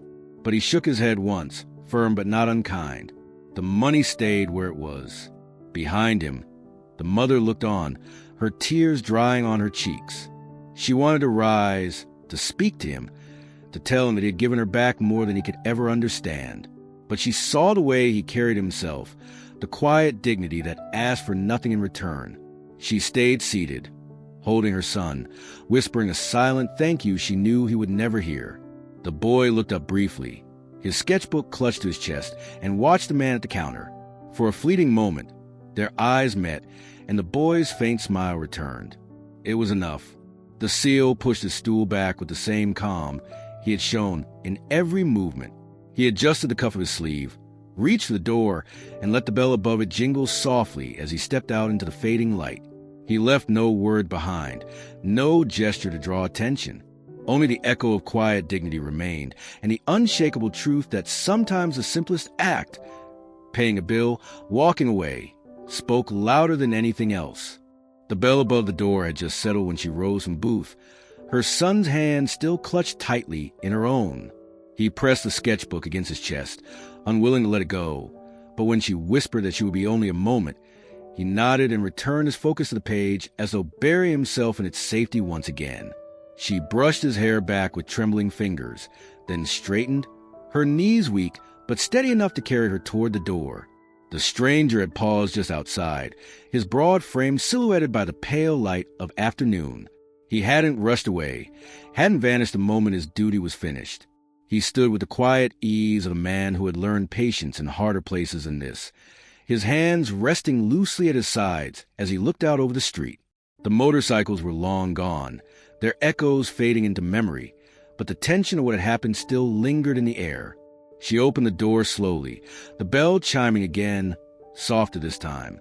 He turned his head just slightly, enough to acknowledge her presence, though his expression did not change. She stopped a few steps behind him, her words catching in her throat before they could form. Gratitude swelled inside her, heavy and overwhelming, but no word seemed strong enough to carry it. "Thank you," she finally whispered, her voice raw from the strain of holding it back for so long. "I don't know what would have happened if you hadn't been here." Her eyes glistened as she spoke, the tears threatening to return, her chest rising and falling in uneven rhythm. He regarded her quietly for a moment, then gave a small shake of his head. His voice was low when it came, steady and even, carrying none of the weight of pride. "You don't owe me thanks." She blinked, startled by the simplicity of it. Her instinct was to protest, to tell him how wrong he was, how much he'd given back to her son in a single afternoon. But when she saw the calm certainty in his eyes, she understood. He hadn't acted for recognition. He hadn't stepped forward to be seen as a savior.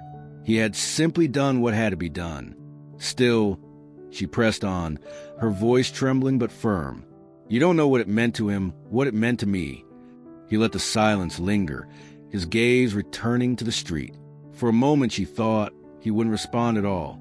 Then he spoke again, his words measured, each one deliberate. "A boy should never have to wonder why he's being laughed at. Not like that." Her throat tightened, tears welling again at the truth of it. She nodded, unable to speak, her hand gripping the edge of the doorframe for support. He adjusted the cuff of his sleeve, his movements unhurried. "Take care of him," he said quietly. his voice carrying more weight in its softness than any raised tone could. Then he stepped forward, his boots meeting the pavement with a steady rhythm, each step deliberate, final. She watched him go, her tears spilling freely now, though they were not born only of fear or relief. They were mixed with awe, with gratitude for the quiet strength of a man who had asked for nothing in return. She stayed there at the door long after he had disappeared from sight, the bell above her head swaying gently as if marking the moment. Behind her, the boy's pencil scratched faintly against paper, reclaiming the calm that had been stolen from him. She turned back at last, her face wet but lighter than before, and returned to his side. The stranger was gone, but his presence lingered, etched into the silence he had left behind. The mother slid back into the booth, her tears wiped away but her cheeks still damp. She settled beside her son, wrapping one arm around him while he leaned over his sketchbook once more. His pencil scratched softly against the page, the sound tentative at first, but steadying as he lost himself in the lines. For a time, she let the silence be, grateful simply to feel him safe against her side, to see him drawing again instead of trembling with fear. The diner around them was still hushed, the weight of what had happened pressing down on every table, every counter stool. The bikers' absence was loud, their voices gone but their shadows still lingering. The boy tilted his head, pressing the eraser against the paper before looking up. His eyes, wide and unclouded, turned toward his mother. His voice, when it came, was soft but clear enough to carry in the fragile stillness. "Mom," he asked, "why do people laugh at me?" The question cut sharper than anything the bikers had said. It was not cruel, not mocking, but innocent, bored confusion rather than bitterness. His small brow furrowed as he waited, his pencil still resting against the page, his mouth pressing into a line, as though bracing for an answer he already feared. His mother's breath caught, her chest tightening so suddenly she had to grip the edge of the table to steady herself. She had been dreading this moment for years, fearing the day when his innocence would collide with the world's cruelty in a way she could not soften or explain away. The tears that had just dried threatened to return, but she forced them back, knowing she could not cry in front of him again. She smoothed his hair, her hand trembling. "Sweetheart," she whispered, her voice breaking, "sometimes people laugh when they don't understand. They don't see the way I do. They don't know how special you are." He tilted his head, considering her words, his eyes searching hers as though measuring their truth. "But I didn't do anything wrong," he said, his tone quiet but certain. Her throat burned. She pressed her forehead against his temple, closing her eyes to hide the pain in them. "No," she whispered fiercely. "You didn't. You never did." The waitress behind the counter lowered her gaze, her hands tightening around the rag she'd been holding, her jaw clenched against her own emotion. The old man in the corner shifted, his eyes fixed on the boy with something like sorrow carved into the lines of his face. Even the teenagers at the counter looked away, shame etched into their silence. The boy nodded slowly, as though filing her words away. He turned back to his sketchbook, his pencil moving again, but the question lingered in the air, heavier than anything the bikers had left behind. His innocence had stripped away every layer of noise and pride, leaving only the raw truth none of the adults could ignore. His mother held him tighter, her tears threatening again, and whispered into his hair, "One day you'll see, sweetheart. One day they'll understand." But even as she said it, she knew it wasn't just a promise for him. It was a prayer for the world itself. The diner remained silent, each witness carrying the weight of the boy's question. And though no one spoke, everyone knew they had heard something that would not leave them, something that would echo long after the day had ended. The boy's question lingered in the air long after his pencil had returned to the page. His mother sat close, her arms still around him, her eyes glassy from the tears she had struggled to contain. The other patrons had lowered their gazes, some out of shame, some out of respect, all unwilling to break the fragile silence that had taken hold of the room. No one wanted to be the first to speak after such words. They felt too pure, too heavy, and none of them had an answer that would suffice. The bell above the door gave the faintest jingle, and heads turned to see the broad-shouldered man lingering just outside. He hadn't gone far. He had paused on the sidewalk, the fading light casting his frame in muted tones, as though he had been listening all along. For a long moment he stayed there, his back to the street, his eyes lowered as if weighing something. Then, slowly, he stepped back inside. The sound of his boots against the tile was quiet but deliberate, every step drawing eyes to him. He didn't move toward the biker's empty booth, didn't glance at the counter or the scattered plates left unfinished. His focus was on the boy and his mother. He stopped beside their booth, his presence filling the narrow space without effort. The boy looked up, his pencil pausing mid-stroke, his wide eyes locked on the stranger, waiting in a silence that felt almost sacred. His mother tightened her hold, not in fear this time, but in awe, her breath catching as she realized he had returned not to fight, not confront, but to answer. The seal's gaze softened, the hardness in his eyes giving way to something quieter. He crouched slightly, bringing himself level with the boy, and spoke in a voice steady and calm, the same voice that had silenced cruelty, but now carried gentleness. "They laughed at you because they don't know better," he said simply. "People like that think strength is found in making others small. They don't understand that real strength is protecting, not hurting." The boy blinked, his lips parting slightly as he absorbed the words. His small hands tightened around his sketchbook, holding it as though it were more than paper, as though the man's words had made it something unbreakable. The seal continued, his tone even but carrying a weight that reached every corner of the diner. "I stepped in because I've seen too many people stay quiet. I've seen what happens when no one does anything. You didn't do anything wrong. You never did. Don't ever believe that their laughter means anything." The boy's mother pressed her hand over her mouth, her tears returning in quiet streams. She had wanted to give her son an answer, had struggled to find the words, but the stranger had given it instead, clear, unshakable, and true. The boy nodded slowly, a small smile tugging at the corners of his mouth.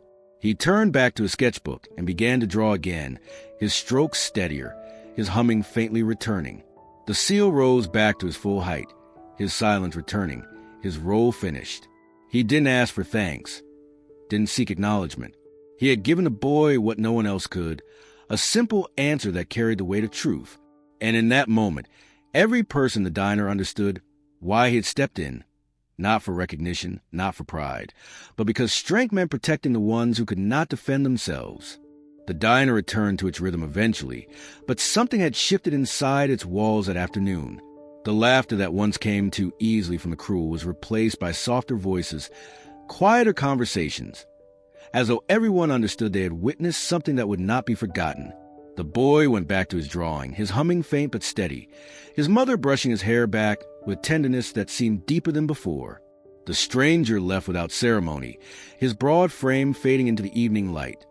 The bell above the door, giving one last jingle before silence, reclaimed the room. By the next morning, the story had already begun to move. It started with the waitress, who recounted the scene to her husband over breakfast. She told him about the bikers, the laughter, the boy's tears, and the way the man at the counter had stood without anger, without shouting, and ended everything with a single calm motion. Her voice broke as she told it, her hands still trembling as though she were back in that moment. Her husband told a neighbor, who told another, and by the end of the day, the story had stretched down Main Street. The old man from the corner booth carried it too, his words plain and spare, but his eyes brightening when he described the stranger's stillness. He told the man at the barber shop that he hadn't seen anything like it since the days when discipline meant something, when presence alone could silence a room. The teenagers at the counter, embarrassed by their own silence, repeated the story differently. They emphasized the grip, the way the biker had been taken down so quickly, but even they couldn't leave out the boy's question, the quiet smile that had followed, and the way the man had answered without judgment. Within days, the story had spread through town like a thread woven into every conversation. At the grocery store checkout, people whispered about it in lowered voices. At church, it was mentioned in Sunday prayers, the pastor reminding his congregation that courage was not always loud, nor strength always violent. Parents repeated it to their children, softening the harsher details but emphasizing the truth, that one man had stood unshaken when it mattered most. The bikers' cruelty was not what stayed in people's minds. Their laughter faded, their jeers forgotten, their names unimportant. What lingered was the image of a boy clutching a sketchbook, a mother shielding him with trembling arms, and a man in plain clothes rising from his seat at the counter to say, quietly, "That's enough?" The boy's drawing, creased and smudged, was taped above the refrigerator at home. His mother couldn't bring herself to smooth the folds, couldn't erase the damage done to it. To her, the marks were part of the memory, proof of what had been endured and overcome. Each time her son opened his sketchbook, each time his pencil moved across the page, she saw not only the innocence he carried, but the dignity that had been restored. People speculated about who the man had been. Some said he must have been military, a veteran who carried discipline in every breath. Others thought he was just a drifter passing through, someone who had seen enough of life to know when to step in. No one knew for certain, and no one asked. It didn't matter. What mattered was that he had been there in that moment, when silence from everyone else had nearly given Cruelty permission to win. Weeks later, the story still traveled. The bell above the diner door would ring, and someone new would step in, already knowing the tale. They'd glance at the booth by the window, where the boy often sat with his sketchbook, and at the counter stool where the stranger had once sat in silence. They'd lower their voices, telling it again, making sure it would not fade. The boy never stopped asking questions, his innocence still leading him to wonder why the world could be unkind. But when he smiled again, when he hummed while he drew, his mother remembered that afternoon not for fear, but for the moment when a quiet voice had stood against it. The town remembered too, not the bikers, not the noise, but the man who had remained unshaken when it mattered most.